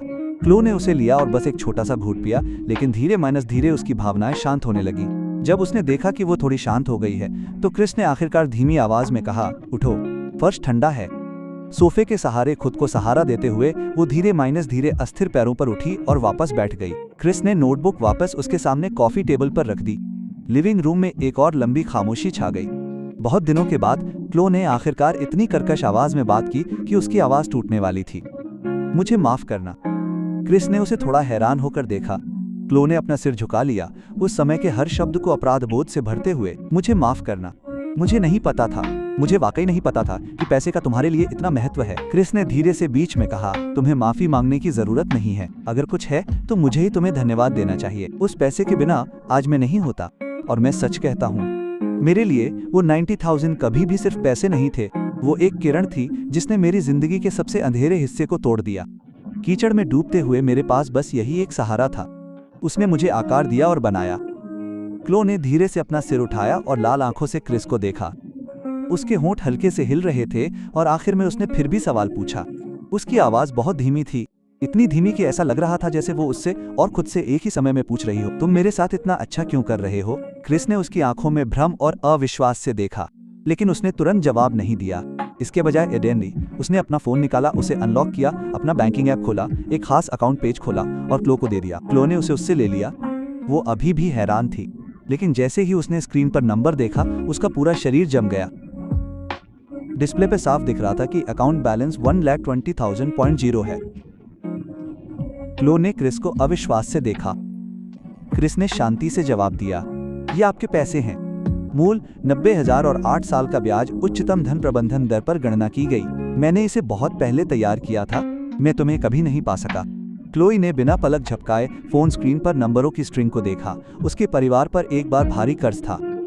वो 1,20,000 समुद्र में बूंद के समान था, लेकिन वो दर्दनाक स्पष्टता के साथ जानती थी कि इस पैसे का अर्थ लंबे समय से अपने वास्तविक मूल्य से कहीं अधिक हो गया था। ये वो जुनून था जिसे क्रिस ने लगातार 8 सालों तक बिना छोड़े रखा था। यह वो प्रकाश स्तंभ था जो अंधेरे में अकेले चलने पर भी कभी अंधेरा नहीं हुआ। ये वो सम्मान था जिसे उसने अपने 2 हाथों से वापस पाने के लिए अपनी पूरी ताकत से संघर्ष किया था। इससे भी बढ़कर यह एक बात का प्रमाण था जिसे वो उसे समझाना चाहता था कि उनके बीच जो चीज थी वो कभी दान और निर्भरता नहीं थी, बल्कि वास्तव में समान लेन माइनस देन था। उस पल में क्लोई को आखिरकार सब कुछ समझ में आ गया। वो समझ गई कि क्रिस ने उसे क्यों खोजा था, वो उसे घर क्यों लाया था और उसने उसका इस तरह से ख्याल क्यों रखा था। ये दया नहीं थी, ये सहानुभूति नहीं थी, और ये ऊपर से मिलने वाला दान तो बिल्कुल भी नहीं था। ये तो बदला था। ये एक ऐसा पवित्र हैंडओवर समारोह था जो 4 साल की देरी से आया था। क्लो ने धीरे से फोन क्रिस को वापस दिया, लेकिन तुरंत ही दोनों हाथ उसके चेहरे को ढकने के लिए ऊपर उठ गए। इस बार वो फिर से रोई नहीं, उसका शरीर बस बिना रुके कांपता रहा। जैसे ही क्रिस ने उसकी ओर देखा, उसे अचानक लगा कि उसके अंदर का खोखलापन जो इतने दिनों से खाली था, आखिरकार भर रहा था। धीरे माइनस धीरे कॉमा वो उसके पास गया और उसके बगल में बैठ गया। इस बार क्रिस ने उससे दूरी नहीं बनाई, उसने बस आगे बढ़कर उसके कांपते कंधे पर हल्का सा हाथ रखा। फिर उसने धीमी आवाज में उसे दिलासा दिया, क्लो, अब सब खत्म हो गया। क्लो ने धीरे से अपने हाथ नीचे किए और अपने आंसू भरे चेहरे को उठाकर उसकी ओर देखा। मंद पीली रोशनी में उसकी आंखें अब पहले जैसी खोखली और सुन्न नहीं थी। ऐसा लग रहा था जैसे तारों की रोशनी के छोटे बिंदु उसके अंदर फिर से जीवन के लिए झिलमिलाने लगे हों, धीरे धीरे उसके जीने की उम्मीद को फिर से जगा रहे हों। वो क्रिस को बहुत देर तक देखती रही। फिर कॉमा धीरे धीरे उसके मुंह के कोनों पर एक हल्की सी मुस्कान आ गई, जो हल्की और नाजुक थी, लेकिन फिर भी बहुत कीमती थी। ये ऐसा था जैसे एक अंतहीन सर्दी के बाद जमी हुई जमीन से पहली हरी ढलान निकल रही हो। क्रिस जानता था कि इस सटीक पल पर एगोमा उसके और क्लो के बीच का लेन माइनस देन एगोमा जो पैसे और सम्मान से जुड़ा था और 8 साल तक चला था, एगोमा आखिरकार एक सही अंत पर आ गया था। और ठीक उसी पल उनके बीच एक और कहानी चुपचाप शुरू हुई। अगली सुबह जब क्रिस उठा तो बाहर दिन का उजाला हो चुका था। इस अपार्टमेंट में आने के बाद ये पहली बार था जब वो तब तक सोया था जब तक वो स्वाभाविक रूप से नहीं उठा। जब वो बेडरूम से बाहर निकला तो वो ये देखकर हैरान रह गया कि क्लो पहले से ही जाग चुकी थी। वो अब पिछले कुछ दिनों की तरह सोफे पर नहीं बैठी थी, इसके बजाय वो बड़ी फर्श से ढकी खिड़की के सामने चुपचाप खड़ी थी। सुबह की रोशनी कांच से होकर गुजर रही थी और उसके चारों ओर एक नरम सुनहरी रूपरेखा बना रही थी। वो अभी भी उसके द्वारा दिए गए बड़े आकार के स्पोर्ट्सवेयर पहने हुए थी, दोनों हाथों में गर्म पानी का प्याला पकड़े हुए थी, जबकि वो शहर को देख रही थी, धीरे धीरे कांच के पार जाग रही थी। उसके कदमों की आहट सुनकर क्लो ने मुड़कर देखा। पूरी रात की सच्ची नींद ने आखिरकार उसे एक छोटी पत्नी वापस ला दी थी। उसकी आंखें अब पहले जैसी नहीं थीं। इसके बजाय वे एक गहरे पानी के कुंड की तरह दिख रही थी जो बहुत देर से स्थिर पड़ा हो। आप अभी भी नीचे नहीं देख सकते थे, लेकिन कम से कम सतह अब मृत और स्थिर नहीं थी। वो धीरे से बोली, सुबह। ये पहली बार था जब उसने खुद क्रिस का अभिवादन किया था। क्रिस ने भी उतनी ही शांति से जवाब दिया, सुबह। फिर उसने केवल सिर हिलाया, मुड़ा और फ्रिज से दूध और अंडे निकालने रसोई में चला गया। क्लो उसके पीछे रसोई के दरवाजे पर रुक गई। उसकी आवाज में अभी भी झिझक थी। क्या मैं आपका कंप्यूटर इस्तेमाल कर सकता हूँ? क्रिस ने लगभग अपने आप ही जवाब दिया, जैसे कि ये दुनिया की सबसे स्वाभाविक बात हो। जरूर, पासवर्ड आपका जन्मदिन है। क्रिस के मुंह से ये शब्द निकलते ही क्लोई के शरीर में स्थिरता महसूस हुई, लेकिन क्रिस ने मुड़कर नहीं देखा। वो बस अंडे फोड़ता रहा। सच तो ये था कि पासवर्ड उसने तब कहा था जब वो पहली बार यहाँ आया था। उसे अब भी नहीं पता कि उसने अनजाने में क्लोई का जन्मदिन क्यों चुना। शायद इस अपार्टमेंट और इस जीवन की गहराई में हमेशा से उस लेन माइनस देन का जिक्र रहा होगा जो 8 साल तक चला था। जब तक क्रिस तले हुए अंडे और गर्म दूध टेबल पर लाता, क्लोई पहले से ही कंप्यूटर पर बैठी थी और चुपचाप स्क्रीन पर कुछ देख रही थी। क्रिस ने उसे बीच में नहीं टोका। दोनों ने चुपचाप नाश्ता किया। ये पहली बार था जब वे 2 आम रूममेट की तरह एक टेबल और खाना शेयर कर रहे थे। माहौल अब उतना तनावपूर्ण और घुटन भरा नहीं था जितना पिछले कुछ दिनों से था। उसकी जगह एक नाजुक, सावधान किस्म का टुकड़ा था। क्लोई ने अचानक पूछा, तुम पिछले कुछ सालों से बहुत अच्छा कर रहे हो, है ना? क्रिस कुछ देर के लिए रुका, फिर उसकी आंखों में आंखें डालकर शांति से जवाब दिया, बुरा नहीं है। काम में व्यस्तता रही, लेकिन उसका नतीजा बहुत अच्छा रहा। क्लो ने सिर हिलाया और आगे कहा, मैंने देखा कि तुम्हारा ग्रेजुएशन प्रोजेक्ट पूरे डिपार्टमेंट में पहले नंबर पे है। क्रिस थोड़ा हैरान हुआ। उसे उम्मीद नहीं थी कि वो इस तरह की किसी बात पर ध्यान देगी। उसने उसकी तरफ देखा और हल्की सी मुस्कान दी। तुम भी? मैंने सुना है तुम्हें पेंसिल्वेनिया यूनिवर्सिटी से ऑफर मिला है। जैसे ही ये बात कही गई, क्लो की आंखों की रोशनी एक पल में किसी तारे की तरह बुझ गई। उसने बस एक शांत जवाब दिया, फिर इस बारे में बात करना बंद कर दिया। उसके बाद उसने अपना सिर नीचे किया और अपने कप में बचा हुआ दूध जल्दी से खत्म कर दिया। क्रिस जानता था कि उसने उस घाव को छुआ है जिसे वो बिल्कुल भी नहीं खोलना चाहती थी। वो स्पष्ट रूप से बात करना नहीं चाहती थी, इसलिए वो अपनी सीट से उठी और धीरे से कहा, मैं बर्तन धोती हूँ। जैसे ही उसने ये कहा, वो टेबल साफ करने के लिए आगे बढ़ी। क्रिस ने सहजता से उसके हाथ पर हाथ रखा। नहीं, उन्हें छोड़ दो।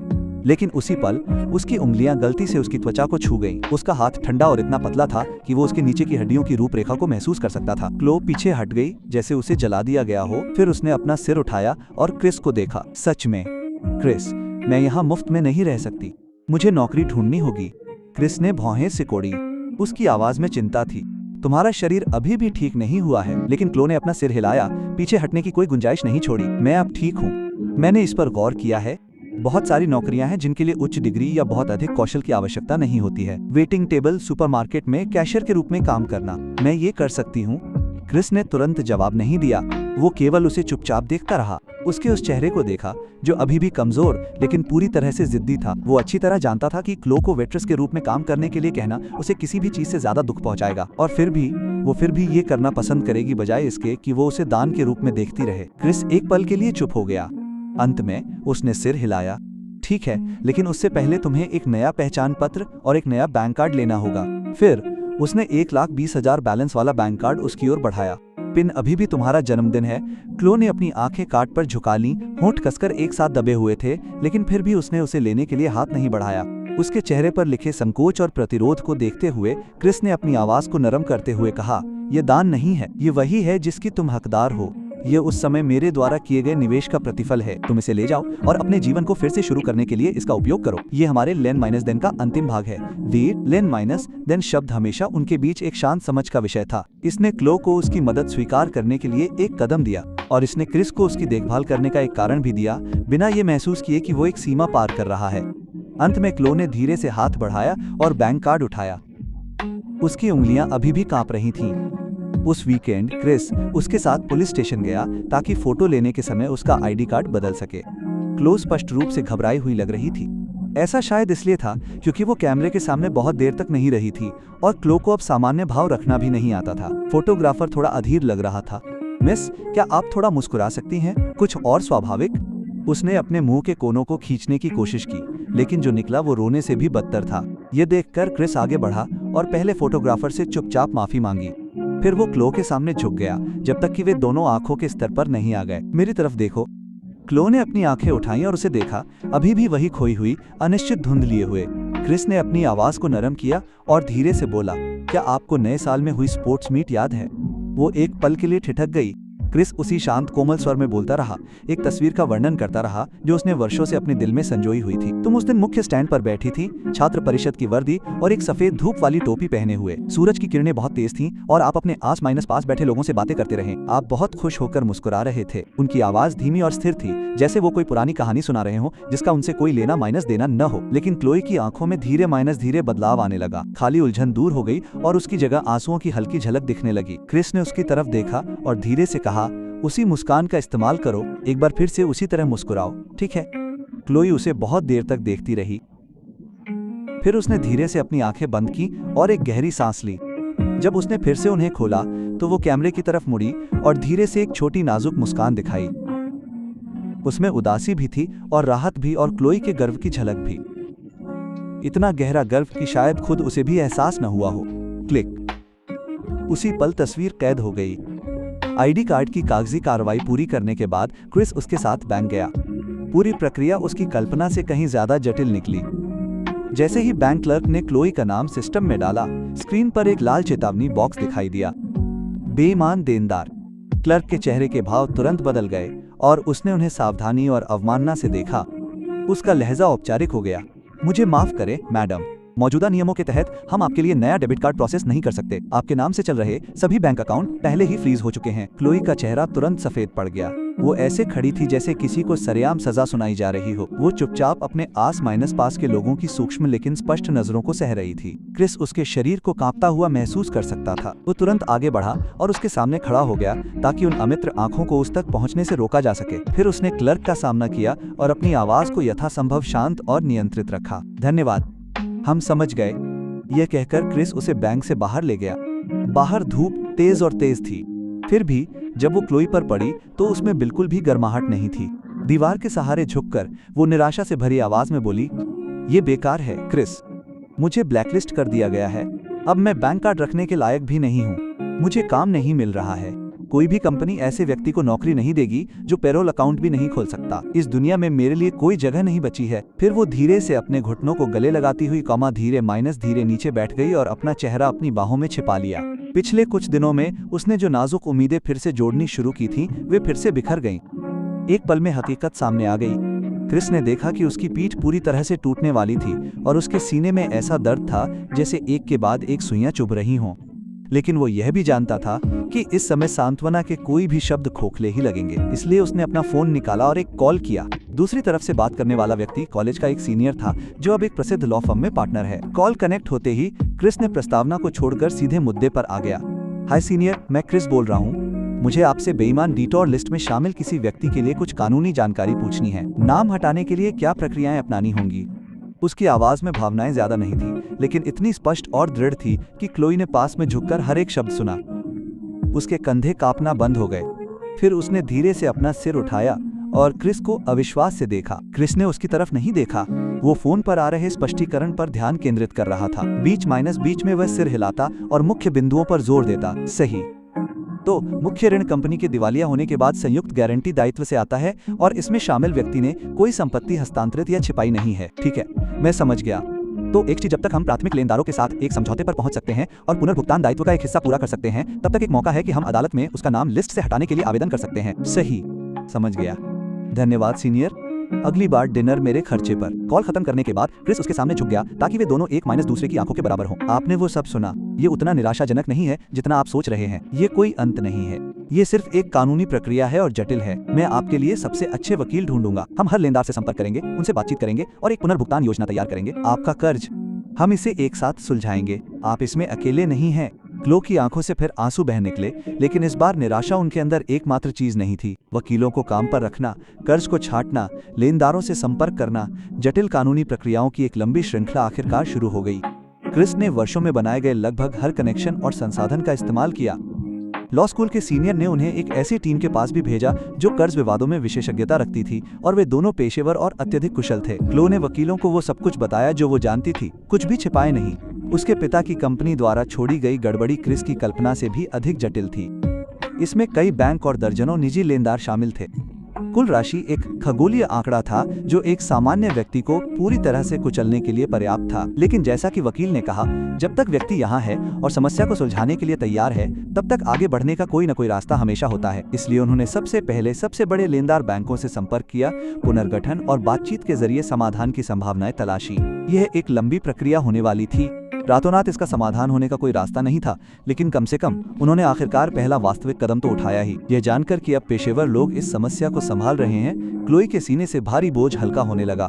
धीरे उसकी मानसिक स्थिति में सुधार हुआ, जिसे नंगी आंखों से देखा जा सकता था, और उसने खुद को पूरे दिन अपने कमरे में बंद रखना बंद कर दिया। जब क्रिस काम से घर आता तो वो कभी उसे सोफे पर चुपचाप बैठे हुए टैबलेट पर ऑनलाइन ओपन कोर्स देखते हुए पाता। अर्थशास्त्र, प्रबंधन, डिजाइन, ये सभी ऐसे क्षेत्र थे जिनमें वो पहले अच्छी तरह से वाकिफ थी और जिनमें वो माहिर थी। वो एक ऐसे स्पंज की तरह थी जो बहुत दिनों से सूखा था, लालच से पानी सोख रहा था, अपनी पूरी ताकत से खोए हुए समय को वापस पाने की कोशिश कर रहा था। एक रात क्रिस स्टडी में काम कर रहा था, तभी क्लोई गर्म दूध का कप लेकर अंदर आई। उसने धीरे से पूछा, अभी भी काम कर रहे हो?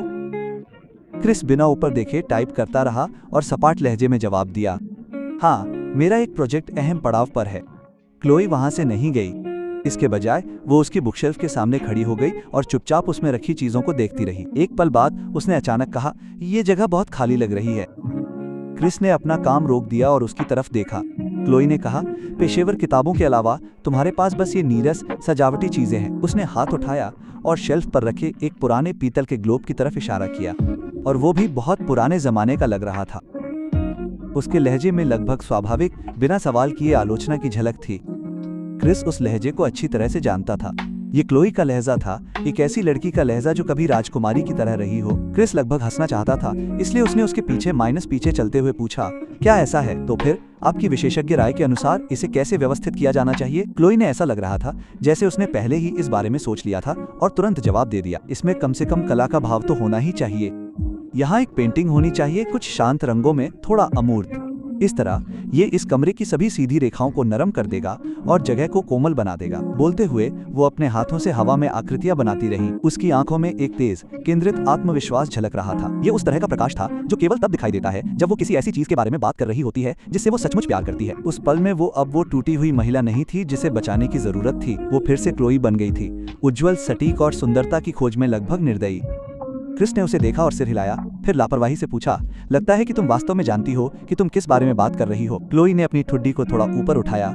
उसके स्वर में वो परिचित स्वाभाविक आत्मविश्वास था। बेशक, मैंने कला, इतिहास और कॉलेज में मामूली पढ़ाई की और मेरे पिता बहुत सारी पेंटिंग इकट्ठा करते थे। क्रिस चुपचाप सुनता रहा। जब उसने अपने पिता का जिक्र किया, उसके मुंह के कोने पर मुस्कान थोड़ी फीकी पड़ गई, लेकिन उसकी आंखों की रोशनी नहीं गई। उसने कुछ देर सोचा, फिर कहा, ठीक है, तो अब तुम इसे संभाल सकती हो। क्लोई हैरान दिखी। क्या? क्रिस मुस्कुराया और साफ कह दिया, मैं तुम्हें आधिकारिक तौर पर अपने घर की कला सलाहकार के तौर पर नियुक्त कर रहा हूँ। इस जगह को फिर से डिजाइन करने की जिम्मेदारी तुम्हारी होगी और बजट तुम ही तय करोगे। क्लोई उसे घूरती रही। ऐसा लग रहा था जैसे उसने अभी तक इसे पूरी तरह से समझा नहीं है। क्रिस ने टेबल से पेन उठाया और एक चिपकने वाले नोट पर एक लाइन लिखी। फिर उसने उसे उसकी ओर बढ़ाया। ये तुम्हारा पहला एडवांस पेमेंट है। नोट पर लिखा था, कला सलाहकार शुल्क, एक झींगा रेस बाउल। क्लोई ने शब्दों को देखा और एक पल के लिए ठिठक गई। फिर उसके दिमाग में कुछ आया और खुद को रोक पाने से पहले ही वो अचानक हंस पड़ी। इस अपार्टमेंट में वापस आने के बाद ये पहली बार था जब वो सचमुच जोर से हंसी थी, हवा के झोंके की तरह साफ और चमकीला। उसने उसकी तरफ देखा। उसकी आंखों में शरारत की एक चिंगारी लौट आई। एक कटोरी काफी नहीं होती? उस समय मेरा स्वाद कम से कम एक पूरे सेमेस्टर के झींगा चावल के कटोरे के बराबर था। क्रिस ने बिना किसी हिचकिचाहट के सिर हिलाया। डील। खिड़की के बाहर शहर की रोशनी सितारों की एक अंतहीन नदी की तरह चमक रही थी। क्रिस जानता था कि असली क्लोई आखिरकार अपना रास्ता खोज रही थी और उनकी कहानी आखिरकार एक नए पन्ने पर आ गई थी। ये नया पन्ना अब केवल कर्ज और पुनर्भुगतान के बारे में नहीं था। ये एक माइनस दूसरे के साथ रहने और फिर से जीने का साहस खोजने के बारे में था। क्लोई ने होम आर्ट कंसल्टेंट की भूमिका को एक वास्तविक अनुबंध की तरह माना। अगले ही दिन वो पहले से ही काम के मूड में थी। क्रिस के काम पर जाने के बाद उसने ऑनलाइन कोर्स देखना बंद कर दिया और उसके अध्ययन में रखे हाई माइनस एंड कंप्यूटर को पूरी तरह से अपने कब्जे में ले लिया। वो फर्नीचर डिजाइन वेबसाइटों, कलाकारों के व्यक्तिगत पेजों और ऑनलाइन गैलरी को एक वास्तविक क्यूरेटर की गंभीरता से ब्राउज करती थी। उसने पेशेवर डिजाइन सॉफ्टवेयर भी डाउनलोड किया। फिर धीरे उसने क्रिस के अपार्टमेंट के लिए केवल एक माउस और कीबोर्ड से नकली रेंडरिंग बनाना शुरू कर दिया। ये स्पष्ट रूप से एक ऐसा क्षेत्र था जिसमें उसने पहले कभी औपचारिक रूप से काम नहीं किया था। फिर भी उसने आश्चर्यजनक गति से सीखा। उसकी सौंदर्य वृत्ति लगभग जन्मजात थी। ये वर्षों से आराम से पली माइनस बढ़ी थी, सुंदरता के बीच बिना एहसास किए। वह जानती थी कि सुंदरता क्या होती है और वो जानती थी कि विभिन्न तत्वों को एक साथ कैसे संतुलित, सुंदर और संपूर्ण बनाया जाए। रात में जब क्रिस घर आता तो वो अपने टैबलेट को एक गंभीर कर्मचारी की तरह बॉस को रिपोर्ट करते हुए दिखाती, उसे अपने शोध के परिणाम दिखाती। वो स्क्रीन पर स्पष्ट तुलनात्मक छवियों पर ध्यान केंद्रित करती और विस्तार से समझाना शुरू कर देती। इस लिविंग रूम की दीवार का रंग बहुत ठंडा है। मैं इसे गर्म ग्रे में फिर से रंगने या बनावट वाले वॉलपेपर का उपयोग करने की सलाह दूंगा। इससे कमरे में अधिक गहराई आएगी।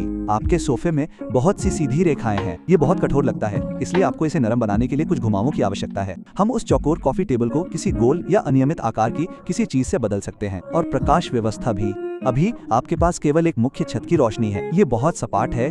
आपको कोने में एक फ्लोर लैंप और सोफे के बगल में एक टेबल लैंप जोड़ना चाहिए। तो माहौल छोटे प्रकाश बिंदुओं से बनता है। एक बार क्लो ने शुरुआत की तो वो रुक ही नहीं पाई। उसकी आंखें उस स्थिर, पेशेवर आत्मविश्वास से चमक रही थीं। क्रिस ने शायद ही कभी बीच में टोका। वो बस चुपचाप बैठा और सुनता रहा। उसे इस तरह देखकर उसे अचानक सालों पहले क्लासरूम में हुई ग्रुप डिस्कशन की याद आ गई। क्लो, जो एक प्रपोजल को देखकर उसकी खामियों को एक तीखी टिप्पणी से बता सकती थी, जिसके लिए उन्होंने रातों की नींद हराम कर दी थी। उस समय क्रिस के मन में उसके लिए केवल दूरी और विस्मय था। लेकिन अब वो बस यही सोच पा रहा था कि वो इस तरह खूबसूरत लग रही थी। जब उसने बात खत्म की तो क्रिस ने एक हल्की सी मुस्कान के साथ कहा, तुमने जो भी कहा वो समझ में आया। तो हमें शॉपिंग कब शुरू करनी चाहिए? क्लो एक पल के लिए स्तब्ध रह गई, जैसे उसे उम्मीद नहीं थी कि वो इतनी आसानी से उसकी पूरी योजना स्वीकार कर लेगा। कुछ सेकंड की चुप्पी के बाद वो होश में आई और पूछा, बजट का क्या? क्रिस को सोचने की जरूरत ही नहीं पड़ी। तुम तय करो, तुम सलाहकार हो। क्लो ने हल्के से अपने होंठ काटे और नीचे देखा। टैबलेट पर कुछ बार स्वाइप किया, फिर उसने उसे एक नंबर दिखाया। ये क्रिस के कोट को ढकने के लिए भी काफी नहीं था। वो खुद को रोक पाता उससे पहले ही उसने ये नंबर बोल दिया। ये बहुत कम है, क्लोई ने तुरंत जवाब दिया, शांत पर दृढ़। ये बहुत कम नहीं है, हमें महंगे लग्जरी ब्रांड की जरूरत नहीं है। सुंदर, क्या इसका मतलब महंगा होना जरूरी है? मैं एक क्रिएटिव मार्केट जानता हूँ जो केवल वीकेंड पर खुलता है। बहुत सारे स्वतंत्र डिजाइनर और कलाकार वहाँ अपना काम बेचते हैं। हम पहले जाकर देख सकते हैं। अगर आपको पता हो कि कैसे खोदना है तो आपको बहुत सारी दिलचस्प चीजें मिल सकती हैं। ये कहते हुए उसकी आंखें प्रत्याशा से चमक उठी। क्रिस ने पहली बार उसके चेहरे पर इस तरह का उत्साह देखा था। लोग केवल तब दिखाते हैं जब वे पैसे बचा रहे होते हैं और फिर भी कुछ बढ़िया खोज रहे होते हैं। ये उस क्लो से बिल्कुल अलग थी जिसे वो जानता था।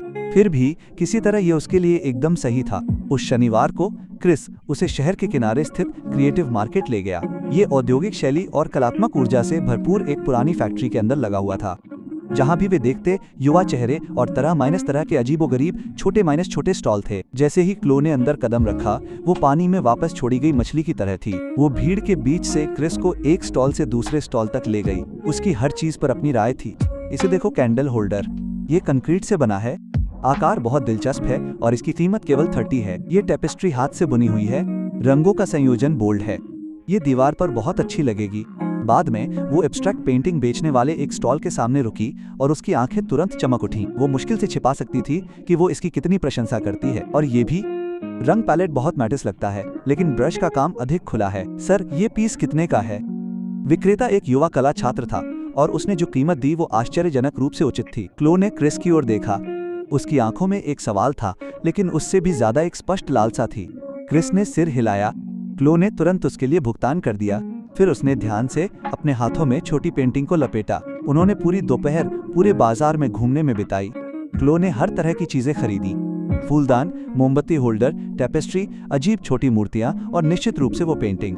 इनमें से कोई भी पीस अपने आप में महंगा नहीं था, लेकिन साथ में वे उसके स्वाद को अलग बनाते थे। पूरी स्पष्टता। क्रिस पूरे समय उसके पीछे चल रहा था, बैग लेकर और दुनिया के सबसे आज्ञाकारी सहायक की तरह भुगतान कर रहा था। फैक्ट्री की विशाल खिड़कियों से सूरज की रोशनी आती थी और सोने और छाया के बदलते धब्बों के साथ उस पर पड़ती थी। वो पेंटिंग पकड़े खड़ी थी, $1 के लिए एक विक्रेता से $1 के लिए मोल माइनस भाव कर रही थी। जब वो मुस्कुराई तो उसकी आंखों का वक्र भी उसके साथ नरम हो गया। उसकी प्रोफाइल को देखते हुए क्रिस को अचानक लगा कि पिछले 8 सालों का हर संघर्ष और प्रयास किसी तरह उसे इस सटीक क्षण तक ले आया है।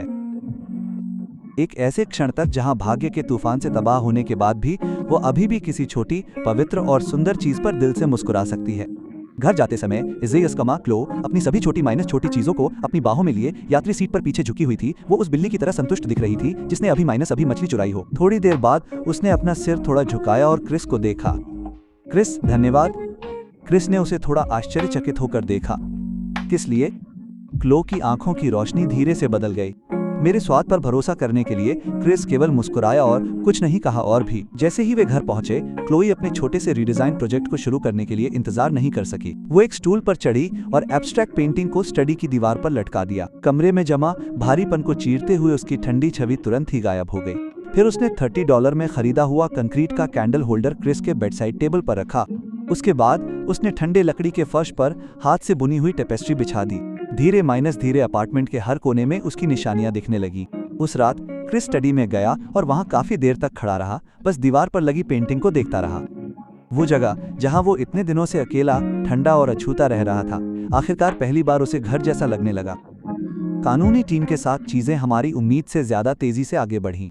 कई कठिन दौर की बातचीत के बाद वे सबसे बड़े लेनदार एक सरकारी बैंक के साथ एक प्रारंभिक समझौते पर पहुंचने में कामयाब रहे। बैंक इस बात पर सहमत हुआ कि जब तक क्लोई तय समय सीमा के अंदर मूलधन का 20% चुका देती है, वे बैंक में आवेदन करेंगे। अदालत ने उसे बेईमान जजमेंट डेप्टर की लिस्ट से अस्थायी रूप से हटाने और उसके सबसे बुनियादी नागरिक अधिकारों को बहाल करने के लिए कहा, जैसे कि बैंक अकाउंट खोलना और पब्लिक ट्रांसपोर्ट का इस्तेमाल करना। ये बिना किसी शक के एक बड़ी सफलता थी, लेकिन 20% अभी भी एक बहुत बड़ा आंकड़ा था जो किसी भी सामान्य व्यक्ति को कुचलने के लिए लिए काफी था।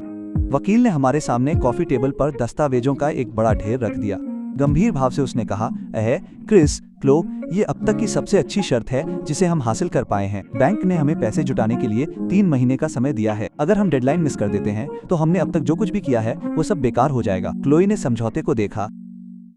उसका चेहरा फिर से पीला पड़ने लगा और जो थोड़ी बहुत उम्मीद उसने अभी फिर से जगाई थी वो हकीकत के बोझ तले दब गई। वकीलों के जाने के बाद अपार्टमेंट में इतनी गहरी खामोशी छा गई कि मानो वो मर ही गया हो। एक पल बाद क्लोई ने आखिरकार सूखी आवाज में कहा, मैं पेंटिंग्स और संग्रहणीय चीजें बेच दूंगी। मेरे पिता ने कुछ चीजें विदेश में रखी हैं, अगर मैं उन्हें ढूंढ पाऊं। क्रिस ने उसे बीच में ही रोक दिया। उसका स्वर शांत लेकिन दृढ़ था। ये काफी नहीं होगा। अगर तुम सब कुछ बेच भी दो तो भी ये बाल्टी में एक बूंद के बराबर ही होगा। जैसे ही उसने ये कहा उसके कंधे झुक गए और जो थोड़ी बहुत ताकत उसने मुश्किल से जुटाई थी वो सब एक साथ खत्म हो गई। उसकी हताशा को देखते हुए क्रिस अध्ययन कक्ष में गया, अपना लैपटॉप लाया, उसे खोला और उसके सामने रख दिया। स्क्रीन पर एक स्टॉक ट्रेडिंग प्लेटफॉर्म था, साथ ही उसकी व्यक्तिगत संपत्ति, स्टॉक, फंड, वेल्थ प्रोडक्ट और कई स्टार्टअप्स में एंजल राउंड इन्वेस्टमेंट की एक बेहद विस्तृत रिपोर्ट उसके सामने रखी हुई थी। इन वर्षों में क्रिस ने अपना लगभग सारा खाली समय बर्बाद कर दिया था काम से परे पूंजी बाजार में। जैसे उसने कॉलेज में 90,000 की योजना बनाई थी, वैसे ही उसने हर डॉलर का प्रबंधन उसी निर्दयी सटीकता के साथ किया।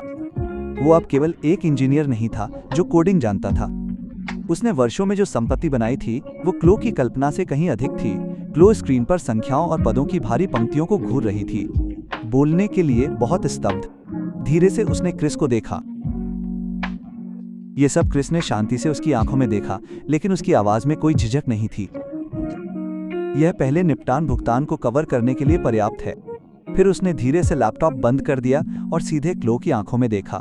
मैंने तुमसे पहले ही कहा था, तुम दोनों मिलकर इसे चुकाओगे। क्लो की आवाज तुरंत प्रतिरोध और बेचैनी से भर गई।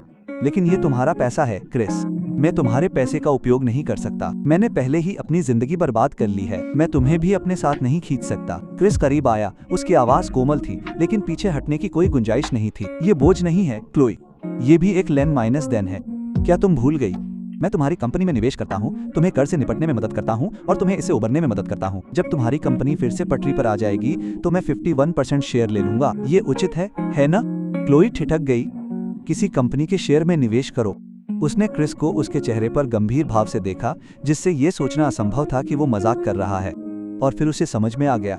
एक बार फिर क्रिस उसकी गरिमा के आखिरी नाजुक टुकड़े की रक्षा के लिए इस तरीके का इस्तेमाल कर रहा था। वो हमेशा ऐसा ही करता था, सबसे कोमल, सबसे गर्म दयालुता को सबसे ठंडे, सबसे व्यावसायिक तर्क में लपेटता था। क्लोई धीरे से बोली, उसकी आवाज भ्रम से कांप रही थी। लेकिन मेरे पास कुछ नहीं बचा है, मेरी कोई कंपनी नहीं है, मेरे पास कुछ भी नहीं है। क्विज ने उसकी ओर देखा, किसी पहले से तय तथ्य को बताने वाले व्यक्ति की तरह निश्चितता के साथ बोल रहा था। तुम करोगी, तुम एक नई कंपनी रजिस्टर कर सकती हो, इसे क्लो डिजाइन या जो भी नाम तुम्हें पसंद हो रखो। तुम संस्थापक और एकमात्र कलाकार होगे, मैं तुम्हारा पहला निवेशक होऊंगा।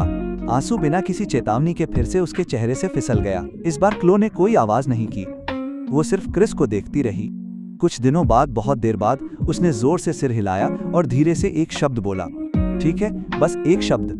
फिर भी वो 1000 पाउंड के वजन के साथ नीचे उतरा। उस दिन से अपार्टमेंट में कुछ सूक्ष्म बदलाव आया। वे अब सिर्फ एक मकान मालिक और एक कला सलाहकार नहीं थे, वे वास्तव में व्यावसायिक साझेदार बन गए थे। क्लो ने अपने अतीत के खंडहरों में डूबना बंद कर दिया और अपनी नई कंपनी के लिए एक व्यावसायिक योजना पर काम करना शुरू कर दिया। उसने बाजार का अध्ययन किया और प्रतिस्पर्धियों का विश्लेषण किया और यहाँ तक कि कला जगत में अपने कुछ परिचितों से भी संपर्क करना शुरू कर दिया। एक बार एक व्यावसायिक अभिजात वर्ग के रूप में उसकी वो तेज निर्णायक आभा धीरे वापस आने लगी। क्रिस के लिए उसने सबसे कठिन वित्तीय और कानूनी समस्याओं का प्रभार लिया। उसने अपने अधिकांश स्टॉक होल्डिंग्स को बेच दिया, धन को समेकित किया और उन्हें उस व्यवसाय में डालने की तैयारी की जिसे वे साथ मिलकर बनाना चाहते थे। उनके जीवन एक अजीब लेकिन स्थिर संरेखण की भावना के साथ आगे बढ़ने लगे, जैसे कि वे अंततः एक ही दिशा में खींच रहे हों। एक क्रिस देर रात तक काम करता था और अंधेरा होने के बाद घर आता था।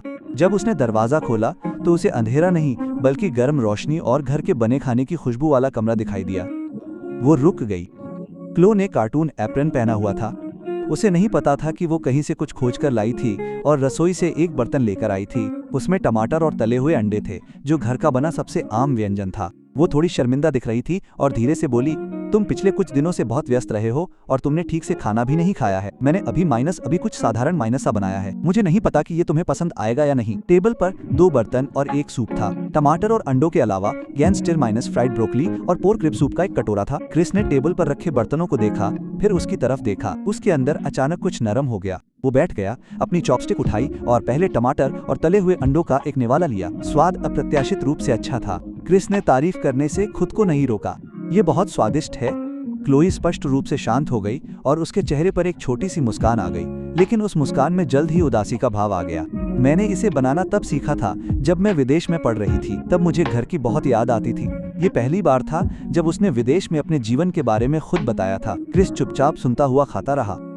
क्लोई ने टुकड़ों में बताया कि पहली बार वो विदेश में सुपरमार्केट में अकेले कैसे गई। पहली बार उसने खुद के लिए खाना बनाया और पहली बार वो चुपके से रोई क्योंकि उसे घर की बहुत याद आती थी। वो शांति से बोल रही थी, इतनी शांति से जैसे वो किसी को बता रही हो किसी और की कहानी। पर क्रिस अब भी उसे साफ तौर पर देख सकता था। एक लड़की जिसकी परवरिश राजकुमारी की तरह हुई थी, जिसे कभी रोजमर्रा की जिंदगी के बोझ को छूने की जरूरत नहीं पड़ी थी। अचानक अकेले ही मुश्किलों और अकेलेपन का सामना करना पड़ा। वो खाना असामान्य रूप से शांत लेकिन अजीब तरह से गर्म था। खाने के बाद क्लोई ने बर्तन धोने पर जोर दिया। क्रिस ने उससे बहस नहीं की। वो बस रसोई के दरवाजे के सहारे खड़ा रहा, चुपचाप उसकी मुड़ी हुई आस्तीन और सिंक पर उसकी व्यस्त पीठ को देखता रहा। रोशनी में उसका चेहरा कोमल और सुंदर लग रहा था। और अचानक ओरिस को लगा कि कर्ज, स्टार्टअप, ये सब अब सबसे महत्वपूर्ण चीज नहीं लग रहा था। वो बस यही चाहता था कि ऐसे दिन थोड़े और लंबे हों और फिर और भी लंबे हों। जीवन एक बारीक ट्यून की गई मशीन की तरह चलने लगा, उन दोनों की मेहनत के कारण स्थिर और सटीक। दिन में क्रिस अपनी कंपनी के प्रोजेक्ट और कर्ज संकट को साथ मिलकर संभालते थे। रात में जब वो घर आता तो हमेशा एक रोशनी जलती और उसके लिए गर्म खाना तैयार रहता। इस बीच क्लोई ने खुद को पूरी तरह से अपने नए उद्यम में झोंक दिया। उसने कंपनी रजिस्टर करवाई, एक कंपनी बनाई। क्रिस ने अपनी निजी वेबसाइट बनाई और अपने घर की खूबसूरती और अपने कुछ डिजाइन के काम को आर्ट प्लेटफॉर्म पर पोस्ट करना शुरू कर दिया। उनकी प्रतिभा को नकारा नहीं जा सकता था और जल्द ही उन्होंने कुछ लोगों को अपनी ओर आकर्षित कर लिया था जो उनके काम की सराहना करते थे। उन्हें अभी तक कोई बड़ा कमर्शियल ऑर्डर नहीं मिला था, लेकिन उनके दिन पूरे केंद्रित और जीवंत थे।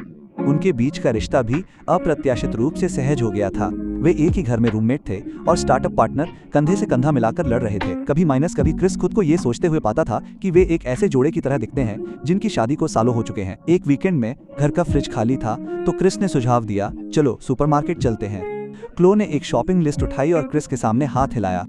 क्रिस ने सिर हिलाया और फिर कार की चाबियां पकड़ लीं। यह पहली बार था जब वे एक आम जोड़े की तरह एक साथ किराने की खरीदारी करने गए थे। सुपरमार्केट में भीड़ थी, शोर था, गर्मजोशी थी और रोजमर्रा की जिंदगी थी। क्लो ने गाड़ी को धक्का दिया और आश्चर्यजनक गंभीरता के साथ अलमारियों पर रखे उत्पादों की तुलना की। वह कुछ पैसे बचाने के लिए दही के एक अलग ब्रांड को बदल देती और फिर अगले ही पल पास्ता का एक बैग फेंक देती जो विशेष रूप से व्यावहारिक नहीं था, सिर्फ इसलिए क्योंकि पैकेजिंग अच्छी लग रही थी। क्रिस उसके पीछे चल रहा था, ये देख रहा था कि वो एक पल में कैसे सावधानी बरत सकती है और अगले ही पल कैसे बचकानी हो जाती है। और वो बस यही सोच रहा था कि वो कितनी जीवंत दिख रही है। जैसे ही वे चेकआउट के लिए लाइन में लगे, अचानक बगल से एक झिझकती आवाज आई, क्रिस ने मुड़कर देखा तो एक स्टाइलिश कपड़े पहने महिला उसे आश्चर्य से देख रही थी।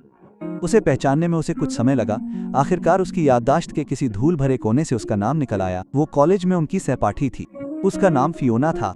उस समय वह उसके साथ एक छात्रावास में रहती थी, क्लोई। क्रिस ने उसे केवल विनम्रता से सिर हिलाया, नमस्ते। फियोना की नजरें क्रिस से हटकर उसके ठीक सामने खड़ी क्लोई पर पड़ी। जैसे ही उसने क्लोई के चेहरे को साफ देखा, उसके चेहरे पर हैरानी और भी तेज हो गई।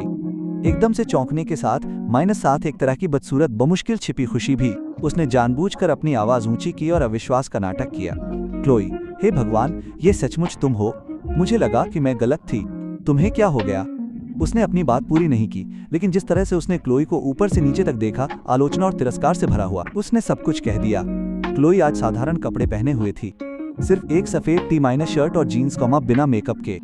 हालांकि वो पहले से कहीं ज्यादा स्वस्थ दिख रही थी जब क्रिस ने उसे पहली बार देखा था। फियोना के सामने खड़ी, पॉलिश किया हुआ मेकअप, डिजाइनर कपड़े, सफलता की पूरी तस्वीर, वो अभी भी बहुत ही साधारण लग रही थी, तुलना करने पर लगभग थकी हुई।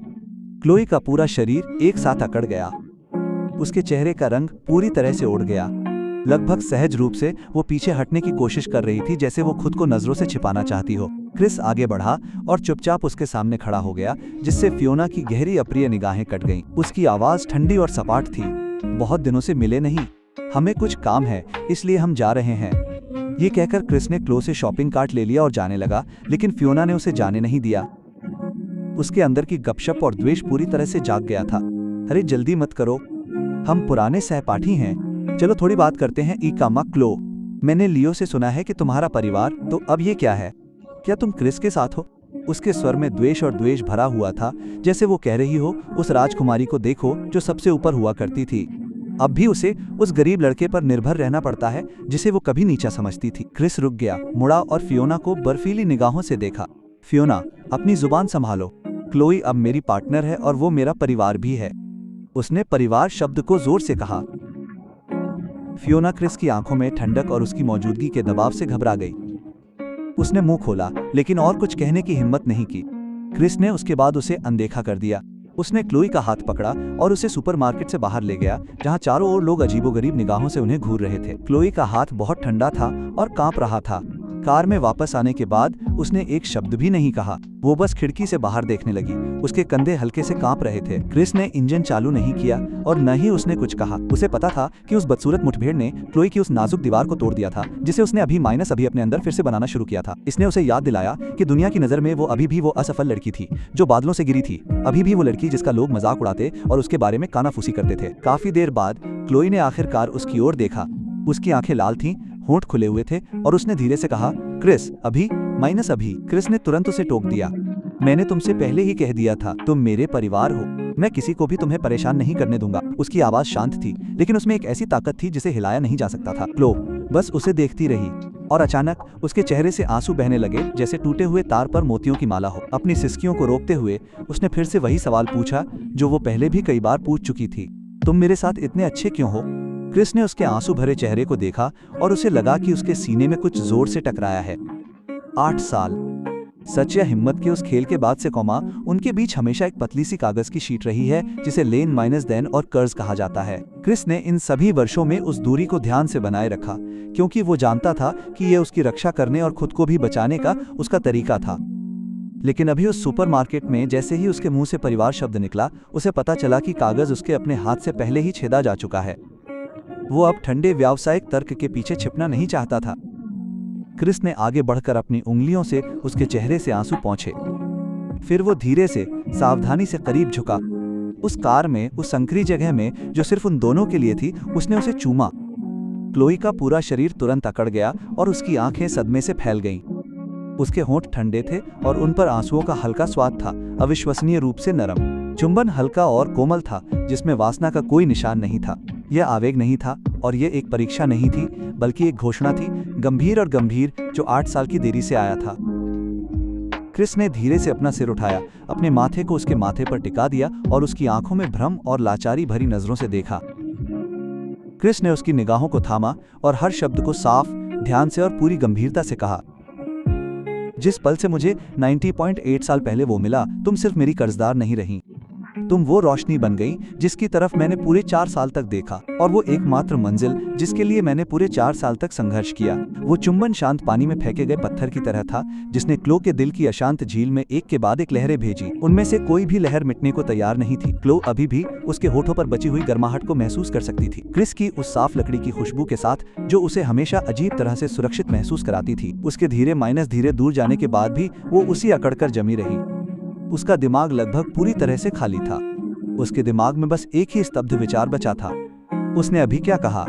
उसने कहा कि वो रोशनी थी जिसकी तरफ वो पूरे 4 साल तक देखता रहा। उसने कहा कि वो एकमात्र मंजिल भी थी जिसके लिए उसने पूरे 4 साल तक संघर्ष किया। ये शब्द क्लोई के कानों के पास एक कोमल लेकिन विनाशकारी विस्फोट की तरह थे, और उन्होंने उस नाजुक मानसिक दीवार को तोड़ दिया जिसे वो वास्तविकता के मलबे से अभी जोड़ने में कामयाब हुई थी। क्लोई ने उसे अविश्वास से देखा। तुम मुझ पर दया करते हो, है ना? क्रिस ने उसकी ओर देखा और चुपचाप पूछा, मैं? तुम पर दया आती है क्लोई? क्या तुम भूल गई कि 8 साल पहले हम में से कौन ज्यादा दयनीय था? क्लोई ठिठक गई। क्रिस ने आगे कहा, उस समय मैं उस केटीवी में एक पुराना कोट पहनकर गया था जो इतना धुला हुआ था कि लगभग सफेद हो गया था। मैं एक ग्रुप डिनर में अपने हिस्से का खर्च भी नहीं उठा सकता था। तुम्हारी नजरों में मैं शायद एक अच्छे मजाक के लायक भी नहीं था। क्या तब तुम्हें मुझ पर कभी दया आई थी? क्लोई ने लगभग सहजता से अपना सिर हिलाया। मैं इसे स्वीकार करती हूँ। उस समय मैं हर चीज से ऊपर रहती थी और मुझे कठिनाई बिल्कुल भी समझ नहीं आती थी। जिस तरह से मैं तुम्हें देखती थी वो किसी दूसरे आयाम से किसी को देखने जैसा था। जिज्ञासा थी, उलझन तो थी, पर कभी दया या सहानुभूति नहीं थी। उस तरह की भावनाएं उस स्तर पर होनी ही नहीं चाहिए थी। क्रिस ने सिर हिलाया और वहीं से शुरू कर दिया जहां से छोड़ा था। सही कहा, तुमने ऐसा नहीं किया। तुमने मुझे एक मौका दिया, एक अनाड़ी तरीके से, जिसका तुम्हें शायद खुद भी एहसास नहीं था। उन 90,000 नहीं था, उन 90,000 के साथ तुमने मेरे लिए एक पुल बनाया। तुमने मुझे उस अंधेरे गड्ढे से बाहर निकलने और दूसरी तरफ देखने का मौका दिया जिसमें मैं फंसा हुआ था। उस दिन से तुम उस पुल के आखिरी छोर पर खड़े थे और हर दिन मैं उस पर ऐसे दौड़ता था जैसे मेरी जान उस पर निर्भर हो। मैं रुक नहीं सकता था, मैं रुकने की हिम्मत नहीं कर सकता था, क्योंकि हर बार जब मैं ऊपर देखता था तो मैं तुम्हें देख सकता था। तुम मेरी दिशा थे। मैंने कभी कल्पना नहीं की थी कि एक दिन मैं वास्तव में तुम्हारे पास तक पहुंच जाऊंगा। मैं बस यही चाहता था। जब मैं आखिरकार अंत तक पहुंच गया तो मैं कम से कम तुम्हारे सामने खड़े होने और तुम्हारी आंखों में देखने का अधिकार चाहता था और फिर अपने सिर को ऊंचा करके वह चुकाना चाहता था जो मैंने तुम्हें दिया था। मुझे 8 साल लग गए, लेकिन मैं आखिरकार उस पुल के आखिर तक पहुंच ही गया। और जब मैं वहां पहुंचा तो मुझे एहसास हुआ कि तुम अब दूसरी तरफ नहीं खड़े हो। तुम गिर चुके थे। तुम उस गड्ढे में गिर चुके थे जिसमें मैं उस समय था, उससे भी गहरे गड्ढे में। तो इस बार मैं तुम्हारे लिए एक पुल बनाऊंगा। क्लोई के आंसू आखिरकार सच में बह निकले और उसके अंदर भावनाएं एक बाढ़ की तरह उमड़ पड़ी। तो बस यही हुआ। वो खेल जिसे वो बहुत पहले भूल चुकी थी, वो पैसा जिसे उसने कभी दिल से नहीं लिया था, उसने क्रिस के दिल में कुछ ऐसा गहरा कर दिया था। बिना सोचे माइनस समझे उसने जो छोटा सा पत्थर फेंका था, उसने वाकई एक और इंसान की पूरी जिंदगी बदल दी थी। और अब वही नदी उसकी ओर वापस मुड़ गई थी, उसके उस रूप को बचाने की कोशिश कर रही थी जो पहले ही सूख चुका था। क्लोई एक शब्द भी नहीं बोल पाई। वो बस क्रिस नाम की रोशनी को अपनी दुनिया की अराजकता में गिरने दे सकती थी। उसे ये भी ठीक से याद नहीं था कि उसके बाद वे घर कैसे पहुंचे। उसे बस इतना याद है कि जब क्रिस ने कार स्टार्ट की थी तो उसने अपने आप ही उसके ठंडे हाथ को उसके घुटने से उठा लिया था। उसकी हथेली बड़ी, गर्म और मजबूत थी। पूरी यात्रा के दौरान क्रिस ने कुछ नहीं कहा। उसने सिर्फ उसका हाथ इतनी शांति से पकड़ा हुआ था कि उसे शक नहीं हुआ। अपार्टमेंट वापस आने के बाद उसने हमेशा की तरह 1-1 करके किराने का सामान फ्रिज में रखा। फिर वो रसोई में गया और खाना बनाने लगा। क्लो लिविंग रूम में खड़ी थी और रसोई में घूमते हुए उसकी पीठ देख रही थी, लंबी, स्थिर, सुरक्षित। वो शांत बेचारी छात्रा जिसे उसने कभी बहुत पीछे छोड़ दिया था, अब उसे पता भी नहीं चला कि वो एक पेड़ बन गई है जो उसे हवा और बारिश से बचा सकती है। क्रिस ने तैयार बर्तन मेज पर रखे और धीरे से कहा, खाओ। क्लो बैठ गई और अपनी चॉपस्टिक उठा ली, लेकिन काफी देर तक वो हिल नहीं पाई। उसे देखते हुए उसने अपने जीवन में अब तक का सबसे बड़ा साहस जुटाया और आखिरकार वो एक सवाल पूछा जो सबसे ज्यादा मायने रखता था। क्रिस, अब हम क्या हैं? क्रिस ने ऊपर देखा। ह्यूग ने उसके चेहरे पर लिखी घबराहट और अनिश्चितता को देखा और अचानक मुस्कुरा दिया। वो मुस्कान सर्दियों की धूप की तरह थी जिसने उसके दिल में बची हुई आखिरी ठंडक को भी पिघला दिया। उसने उसे सीधे जवाब नहीं दिया।